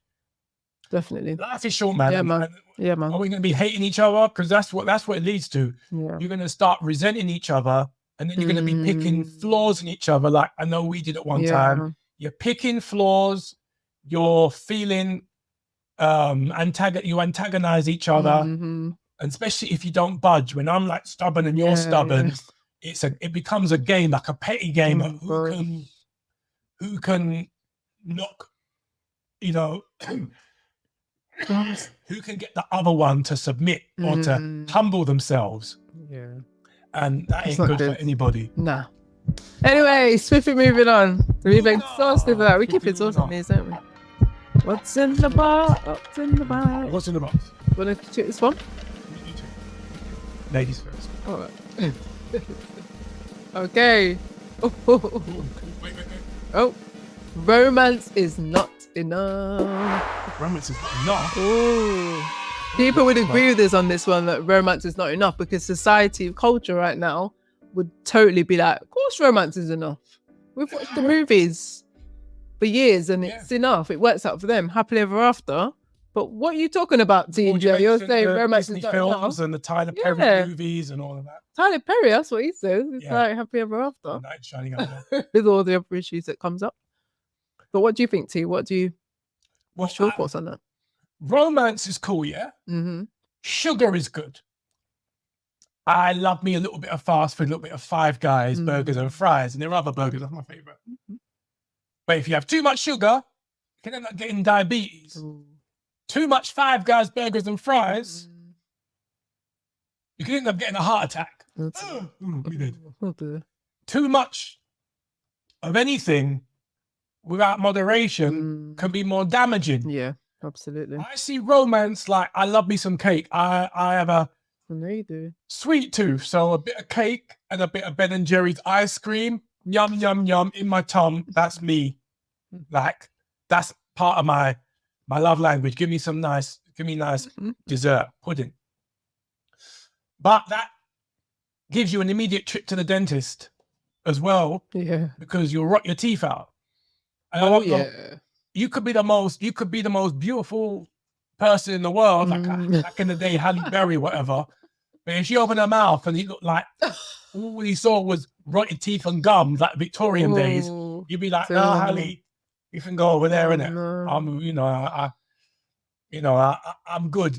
I'll go and check Layla Rashawn, But so what am I trying to say? Romance is like sugar. Too much of it, and it's just not a good thing, isn't it? It ain't too good, and also it's unrealistic. So we've been brought up in our generation of movies and TV. Everything was about romance being like the top of the ride, the top of the mountain, ecstasy. Oh, I feel so good. That's the thing though with romance. You can't, it's going to run out after a while, isn't it? And also it's going to get boring if it's just romantic every single day. I mean, yeah, I know. Until I get into how I used to be. You were like a crack addict for romance, man. It's like this. Where the romance at? To be honest. Where's the romance? To be honest, you're like on crack. No, to be honest, again, it goes back to Hollywood. I blame them for this. Blame it on Hollywood. I blame Hollywood for this because I went into my marriage thinking it was going to be all romance every single day. Yeah. Again, breakfast in bed, cooking the meals every day. Me not even cooking, Breakfast in bed. You ain't get breakfast at a table. Only in bed. And I was like, weeks would go by, months would go by. I didn't even get that. And I was what? No breakfast in bed. This is not what I signed up for. No room service. I'm being honest here, authentically, to say, I didn't get that. And I was disappointed, T. I was so disappointed with you. Testify, tell the truth. Because it was like, I based it, basically, I went into my marriage basing it on how watching movies. And I thought it's a scam. Yeah. Seriously, scam. I felt like I felt let down. I felt disappointed. No, seriously, I felt so disappointed. Imagine being 22, I'm feeling disappointed. I felt let down. I felt like, hang on a minute. Tell people what you really felt, Jay. This is not what I signed up for. But at the same time, the small print. I put it all on you because I'm not thinking it's not all about that. What about me to you? Do you know what I'm saying? I expected me, all about me. It goes back to the whole me again. I think for me, the romance, I think for men, a lot of the time we equate romance to sex. Yeah. I'm just going to put it out there. That's kind of the thing. So it's more about how, you know, aroused you can be, how you can be like kind of really, you know, testosterone and yeah. And believe it or not, as a man, it's like when you're single, because obviously I was single and we were celibate. So you go in with this whole thing of like, everything is going to be just like fireworks and passion and fireworks and whatever. And then the novelty of that wears off pretty quickly, actually. How quickly? Yeah. Number on it, but pretty quickly. Yeah. And then because that's how you've been in society, either society teaches you that it's all fireworks 24/7. That's what a relationship is. But what can make it worse is because we were Christians and we were in the church and we weren't having sex before we got married, it can become this hyped up thing of, oh, it's romance and feeling and sex is going to be like the most amazing thing ever. So then naturally you're going to be disappointed. You are naturally disappointed at first because is that it? And then after a while, you know, but where I'm landing here is that after the hype, once you realize, and no one tells you this, especially if you're a young couple getting married and you ain't, you know, you've been traditional. No one tells you that that's normal. No one tells you that it ain't going to be one epic volcano every minute.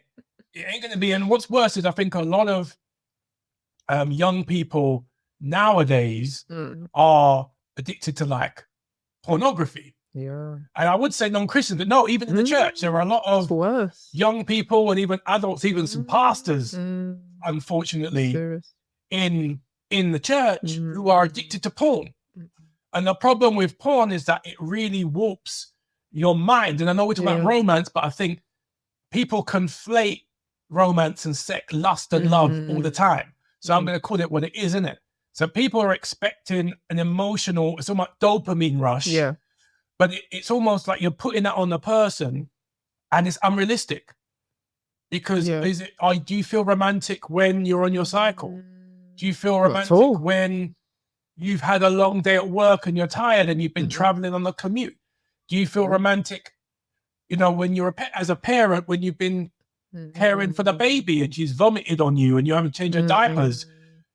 It's like we expect somebody to fulfill. Is that the making you happy thing? Goes back to that August. Someone to make you feel all sorts of emotional or physical excitement. Yeah, I don't think you should put that again. It's again, it goes back to the expectations and putting the burden on someone. And I think I mean, every marriage at the same time, every marriage is different. So we can't compare our marriage to another marriage because it's different and they do their own thing their own way. But what I've learned over the 20 years in romance is that it's not every day. I look at it like, it's not today. It's not every day. Not every day. Not every single day. At times it might not be a few days. But there you go. But you have to. Oh, headache. I'm tired. You get. I think you have to meet in the middle somewhere. Do you know what I'm saying? Because at first people are like, oh, you don't want to do this today. You're too tired. But you have to.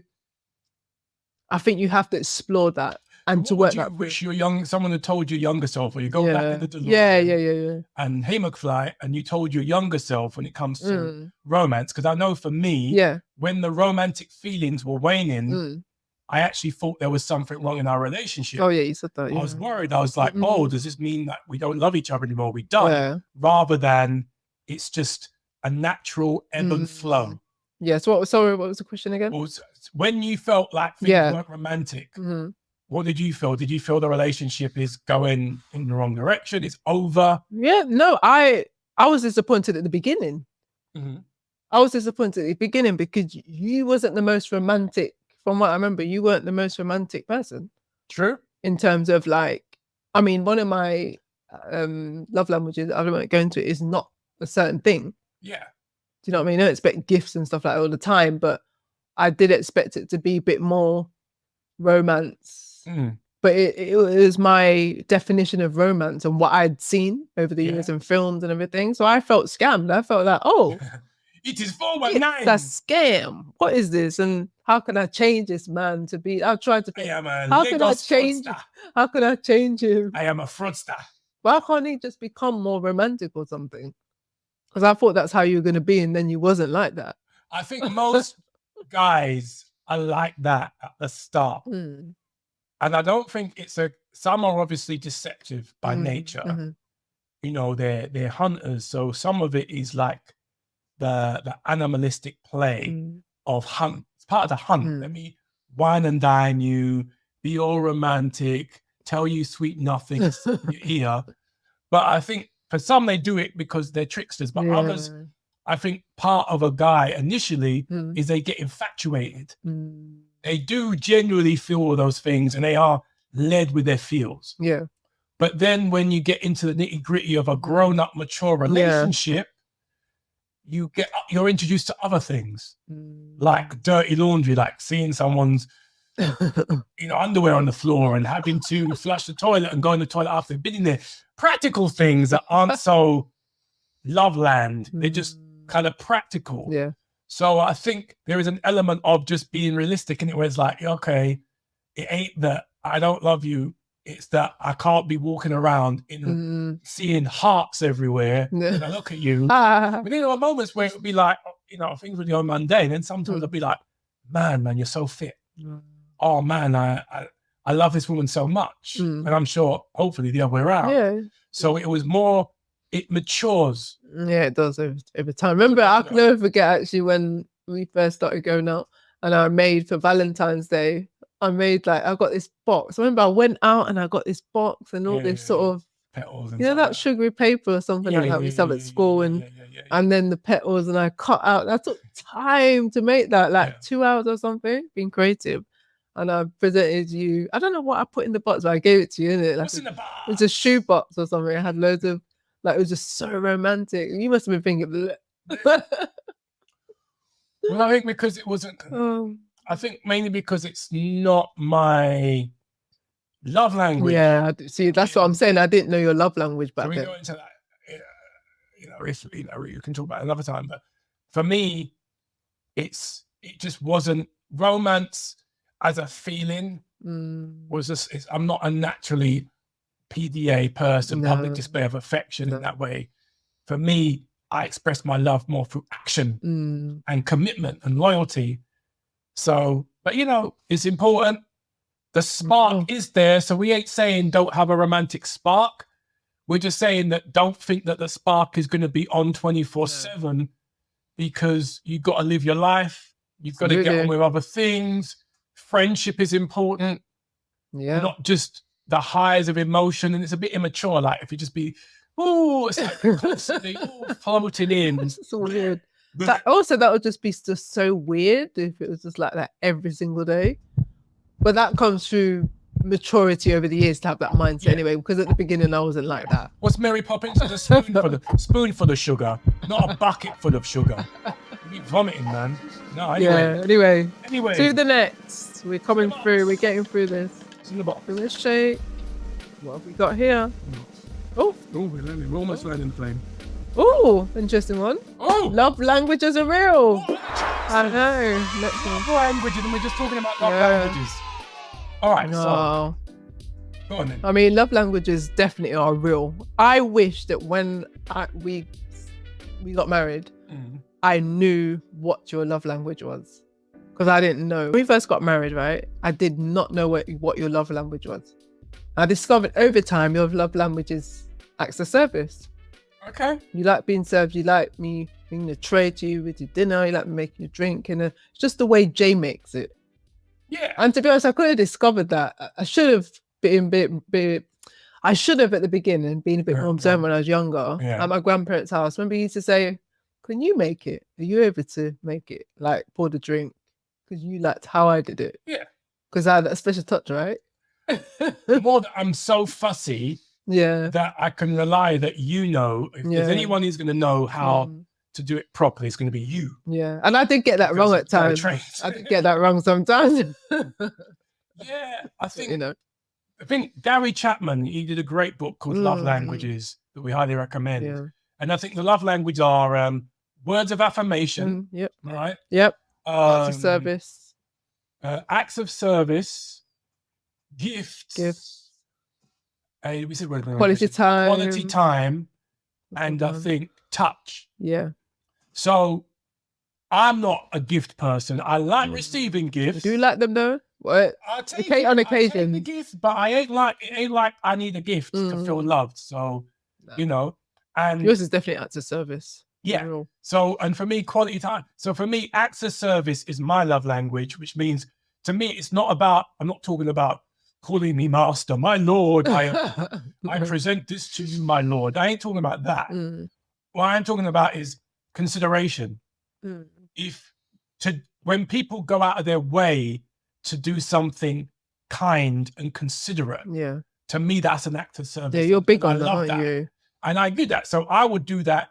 And this is one thing I realized. The love language you want, yours is quality time. Oh, yeah. Would you say? Quality time, is definitely my love language. It has always been my love language. Have you always known it's been my love language? I can't remember. Or have you just probably discovered that over time? Yeah, probably discovered over time. I mean, because through my actions and everything, you've had to learn. Oh, she seems to like me to spend time with her quite a lot. Quite a lot. Yeah, quite a lot. I think you're a Klingon. Oh, yeah. I used to be kind of a Klingon. When we actually got married, I was kind of clingy. Yeah. and for me, it was a bit too much. It was like, no, we get claustrophobic. No, it was a bit like, what's that cartoon? Pepe Le Pew. That cartoon, you know, the Warner Brothers with the skunk. Yeah, the skunk who's after the cat. He keeps on kissing. I can't remember. It's all kissy. Oh no! And it was just like, so you thought I was like that? No way! Too much. I do remember in the early days you did like your space. You're like, oh, I need my space. Yeah. But I think that's coming from because you're single, and then all of a sudden someone else is in your space. Yeah, that's normal, isn't it? And I distinctly remember you wanted to be served. Yeah, and rather than doing the serving. Oh no! And for me, that is kind of like the situation where, let's just say, I realize this: we do for others what we want done for ourselves in terms of love language. Do you know what I mean? Yeah. So if my love language was acts of service, I would do things for you. Yeah. I would go out of my way. Even when we were courting, I'd go out of my way for you. Yeah, you did. I would do gestures to demonstrate what you mean to me. Yeah. Because I think subconsciously we give love how we receive love. Yeah. Yeah? Yeah. So you would show me love by being I want to spend as much time with you. You'd come and spend time with me. And, it would be like, oh, you don't want me to go. You want to spend a lot of time because that's you would give to me what you want. Yeah. And I'd do the same. But what I didn't realize is that that's not your love language. No. So to put that on someone is it's challenging. It's unloving. Yes. And it's selfish, actually. Not thinking about the other person. But over time, we've had to work through that. Yeah. And it's only if you only want to work for it if you have to be so intentional in marriage, seriously. Yeah.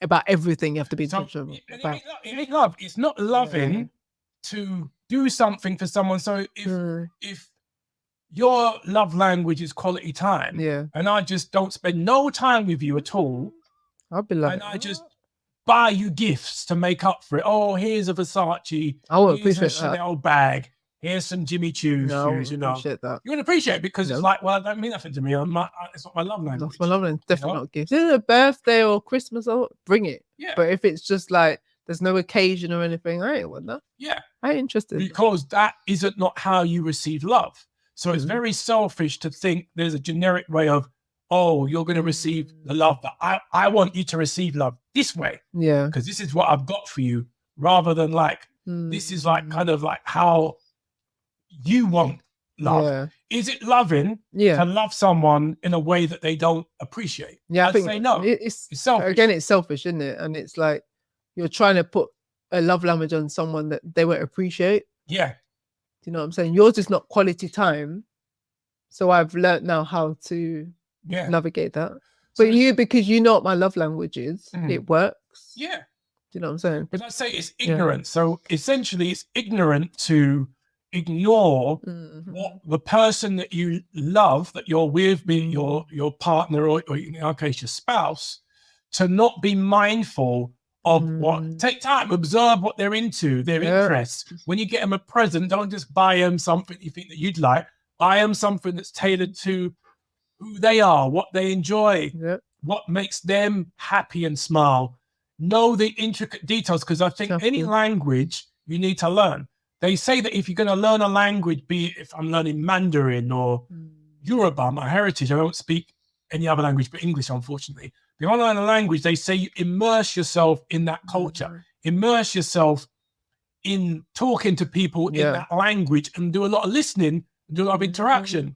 It's the same with love languages. Get to know your spouse and actually observe, pay attention, know what makes them tick, because you ain't got no excuse. Learn what makes them tick, and then, you know, maybe then you won't be shocked. Absolutely, you got to. 1 second.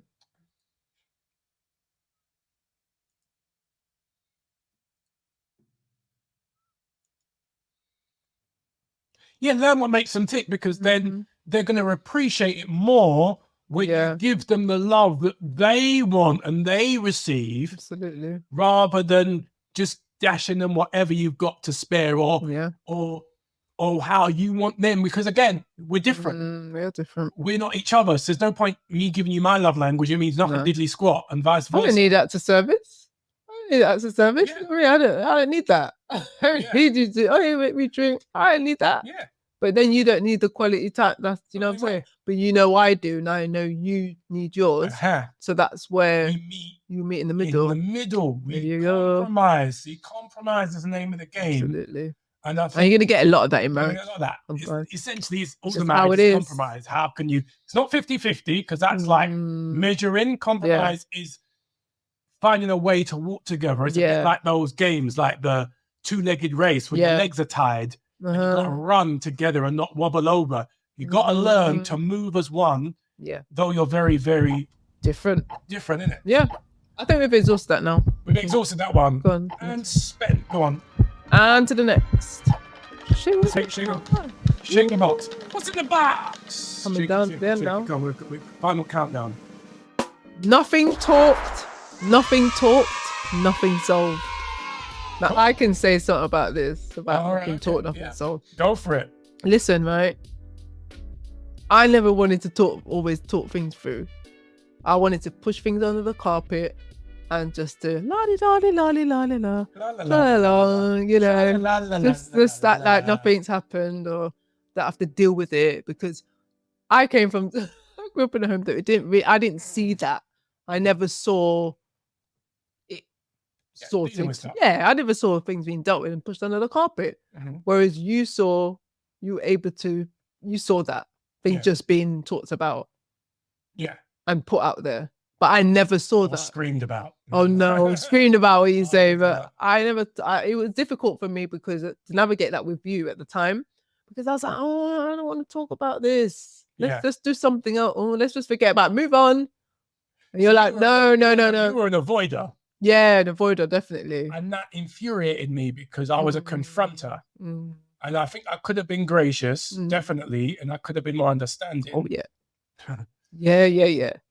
I could have been most definitely more gracious, and I could have been more understanding. But again, remember when we're young and dumb and a bit selfish, we only see things from our perspective. So, but I feel like so many things, and it isn't just about the things that we were going through that we weren't talking about. We were avoiding, we were sweeping under the carpet, or one was more confrontation, the other was not. It's also stuff from our childhood and background. Because I think what you realize is that we're not just us. We're everything we've experienced. We're all the baggage. We're our family tree. We're our history. We're our childhood. We're our upbringing.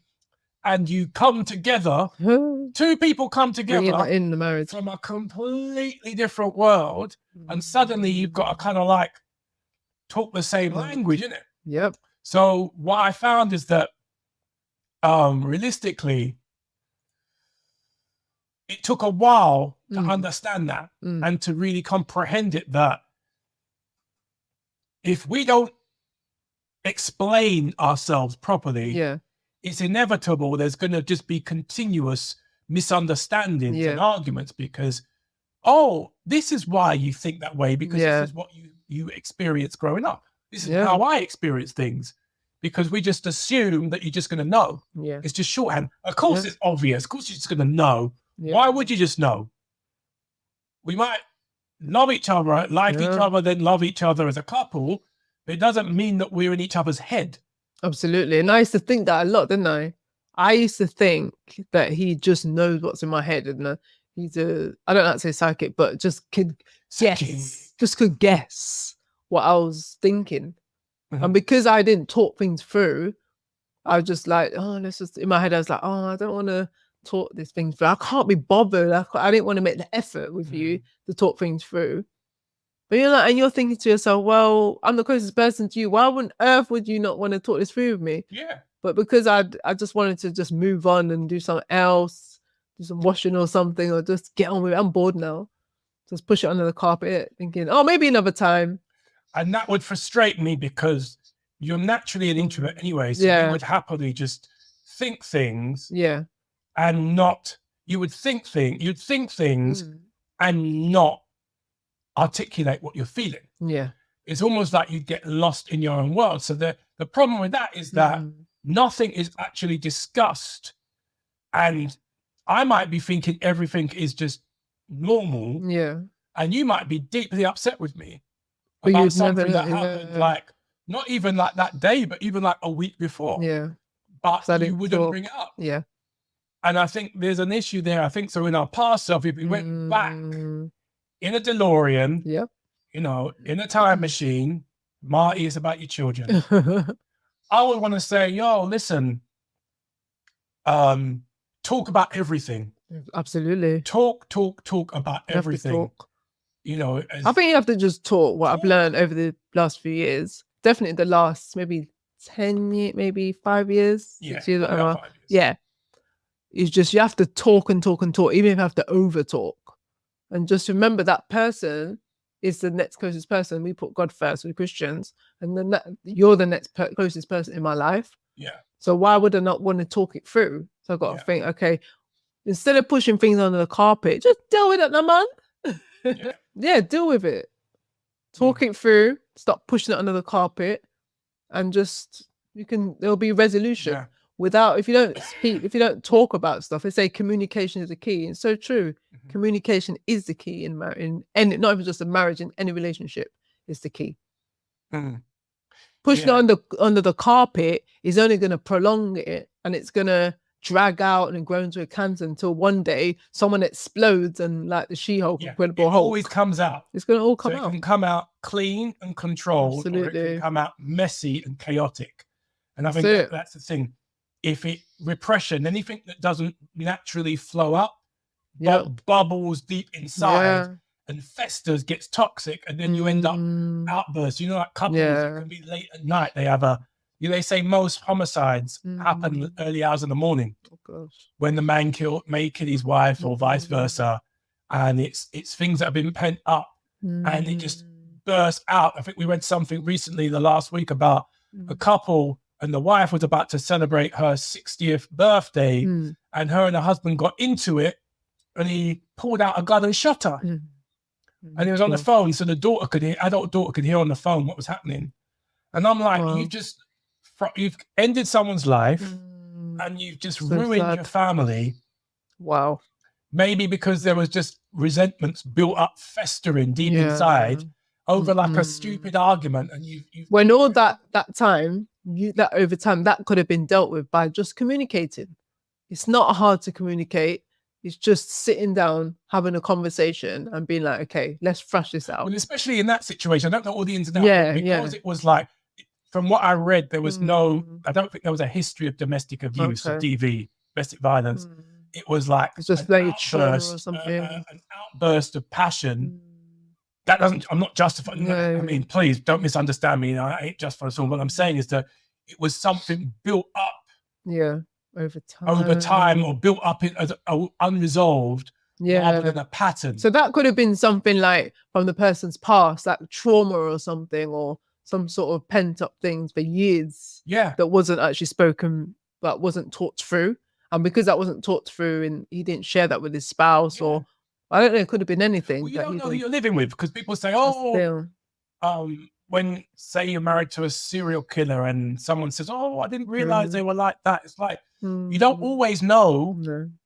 You only know someone as much as they share of themselves. So if you're not really talking about stuff and sharing things, you could be living with a serial killer. You could be living with someone who is, not totally all there and healthy. Yeah. So it's good to talk. Anyway, on to the next, Tony. Speaking of talking, we're gonna kind of keep it. Yeah. How many we got Got left? one left. One left.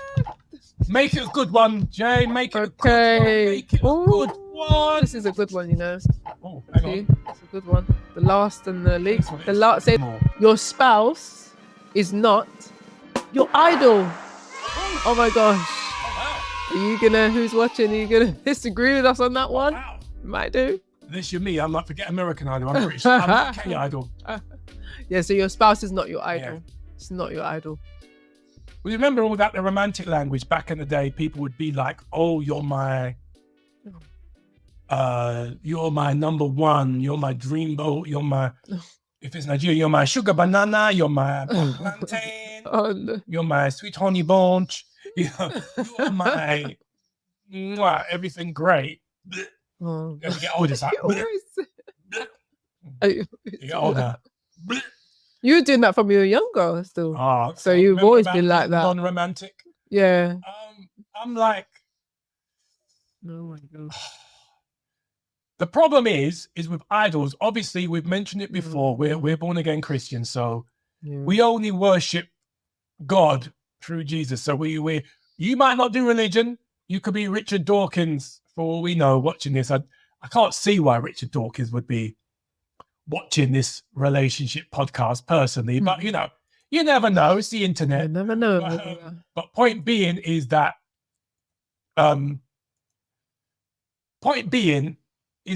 you do you.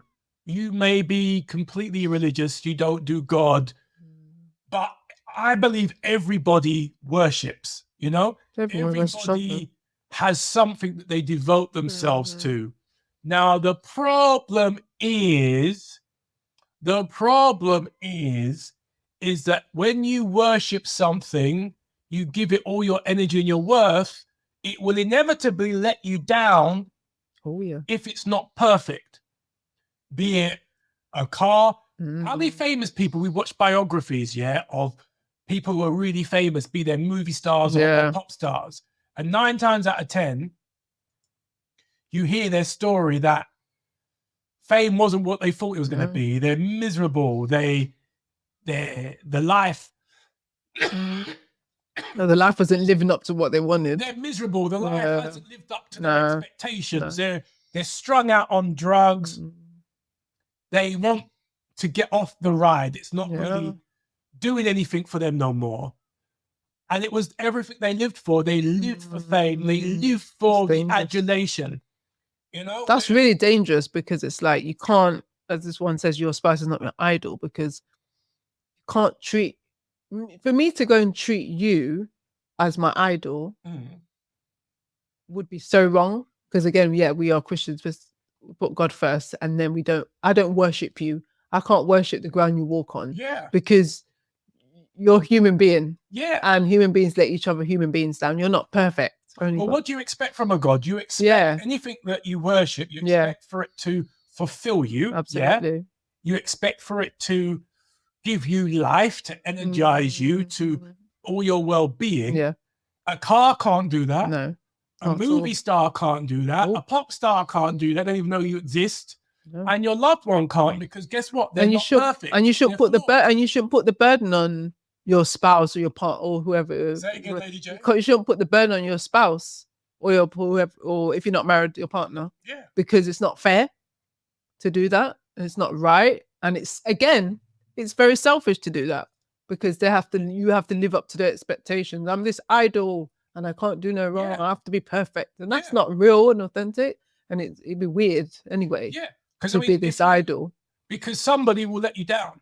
Exactly. And what happens when something is your idol, be it a pop idol, American Idol, when something is your idol, which let's just say is a low-key god, if it doesn't, and you give it your tribute, if it doesn't fulfill you, it turns to resentment, doesn't it? Yeah. You end up resenting and hating the very thing that you worship the ground of. So if it's a person, how many times have you seen relationships where it's just intense love? Yeah. Like Angelina Jolie and Brad Pitt. He left his wife for, Jennifer Aniston. Yeah. Intense love until it's not. Until there's a movie, remember that movie, Thin Line Between Love and Hate? Yeah. Where it's so intense. And I'd say it's full of energy and passion and fire, but it just burns everything down. Because here's the thing, you expect that thing that you worship, that person, to be transcendent. And when you realize they're just a humble,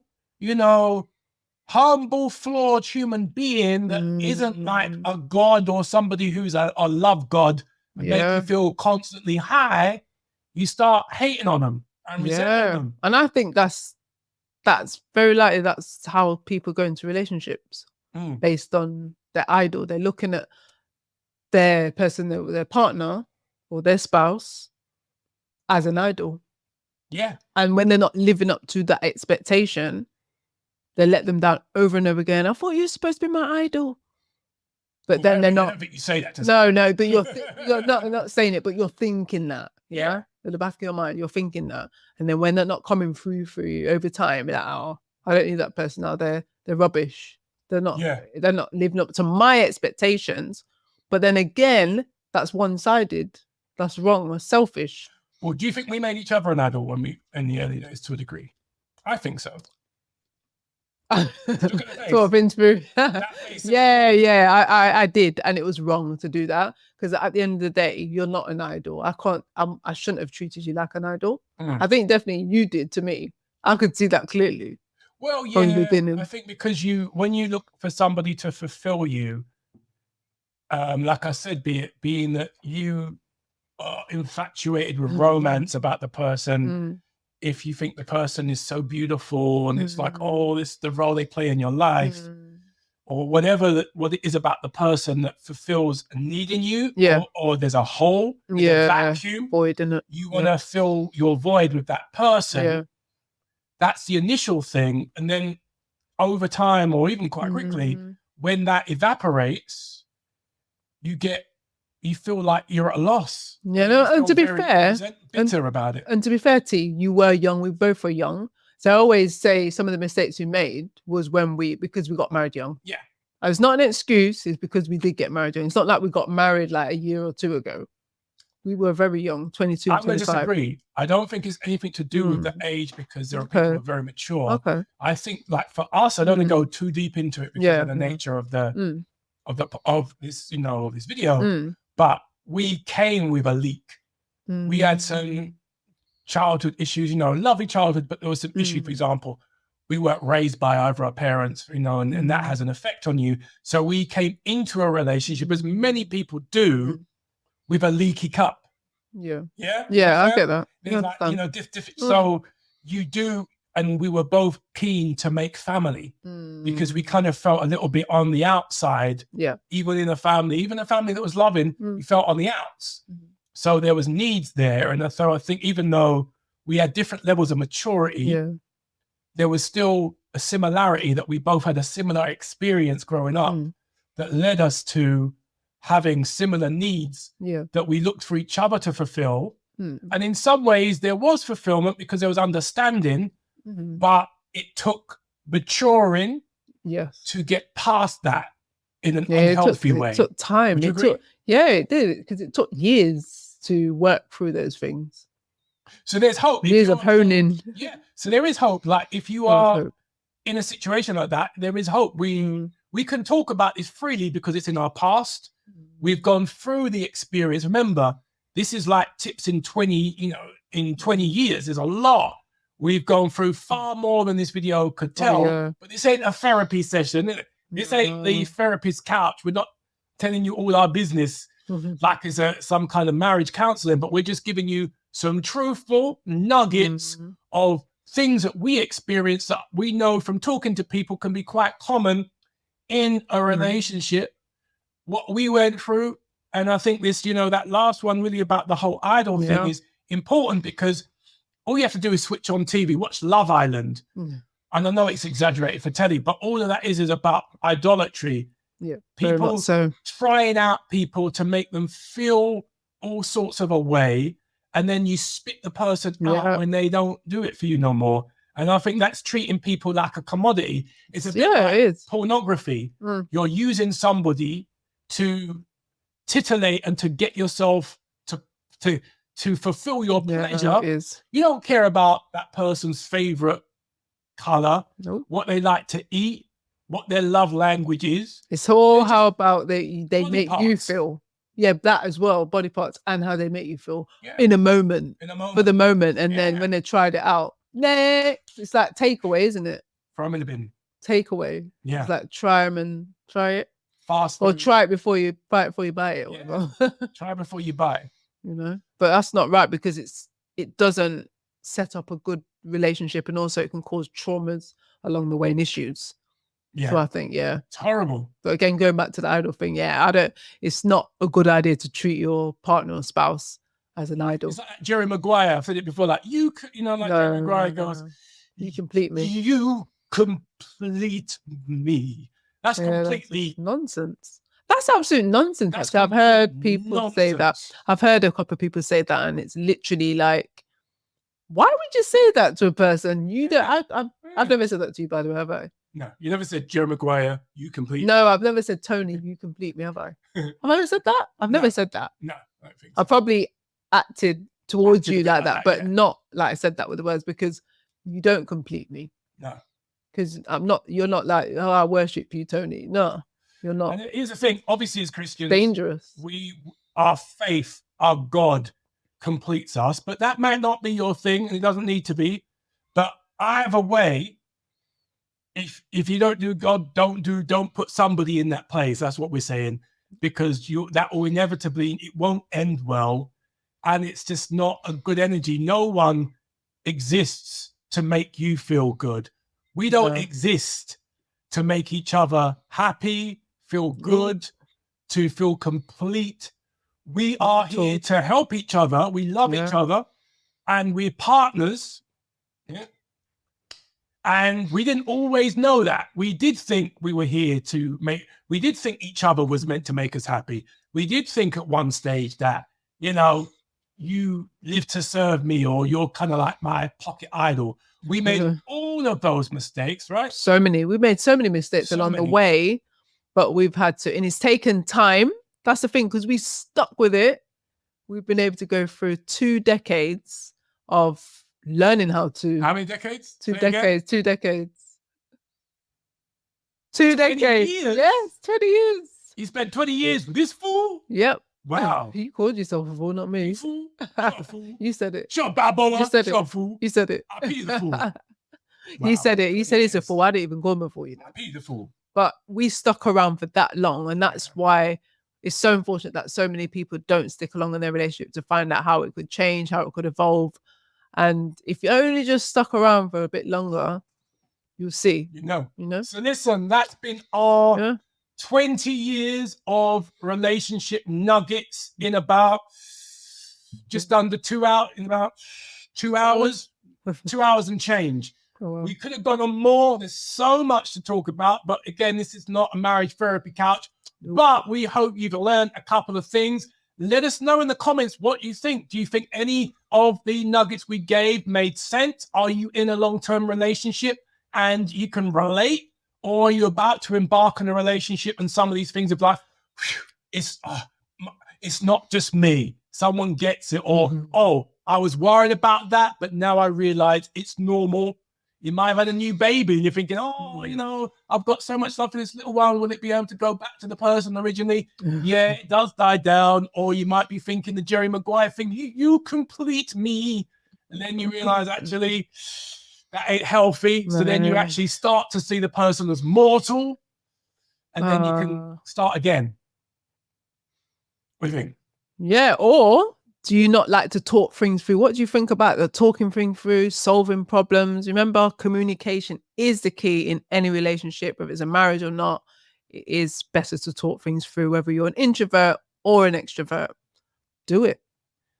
I concur. There you go. So we've been T. And I'm Jay. Taking over the world of marriage so far. I think we're bossing it, yeah? Bossing it. She's a boss babe. Boss, I'm like boss babe. Boss babe. Sorry.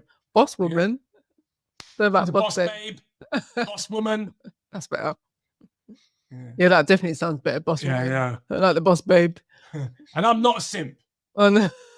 No, you're not. You can imagine the comments. He's a simp.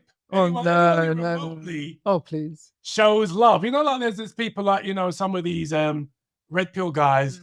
Now, we're traditional, but we ain't like extremists. They'll be like, you know, oh, you know, in a relationship, he sounds like it's too much of an equal partnership. Well, that's what a marriage is supposed to be. It's supposed to be a partnership. It's supposed to be that you're actually friends and you actually do things, you know, together and there's equality. It's not supposed to be like master-servant relationship with some of these YouTubers, how they talk. I don't know. That's not us. That's not our brand. We're partners. No. We have different roles and functions, but it's by consent. And also, every relationship is different. So you can't compare one marriage to another, or if you're not married, one relationship to another. You can't compare it. You said it, sister. Anyway, we are for watching and we will see you next time. Bye-bye.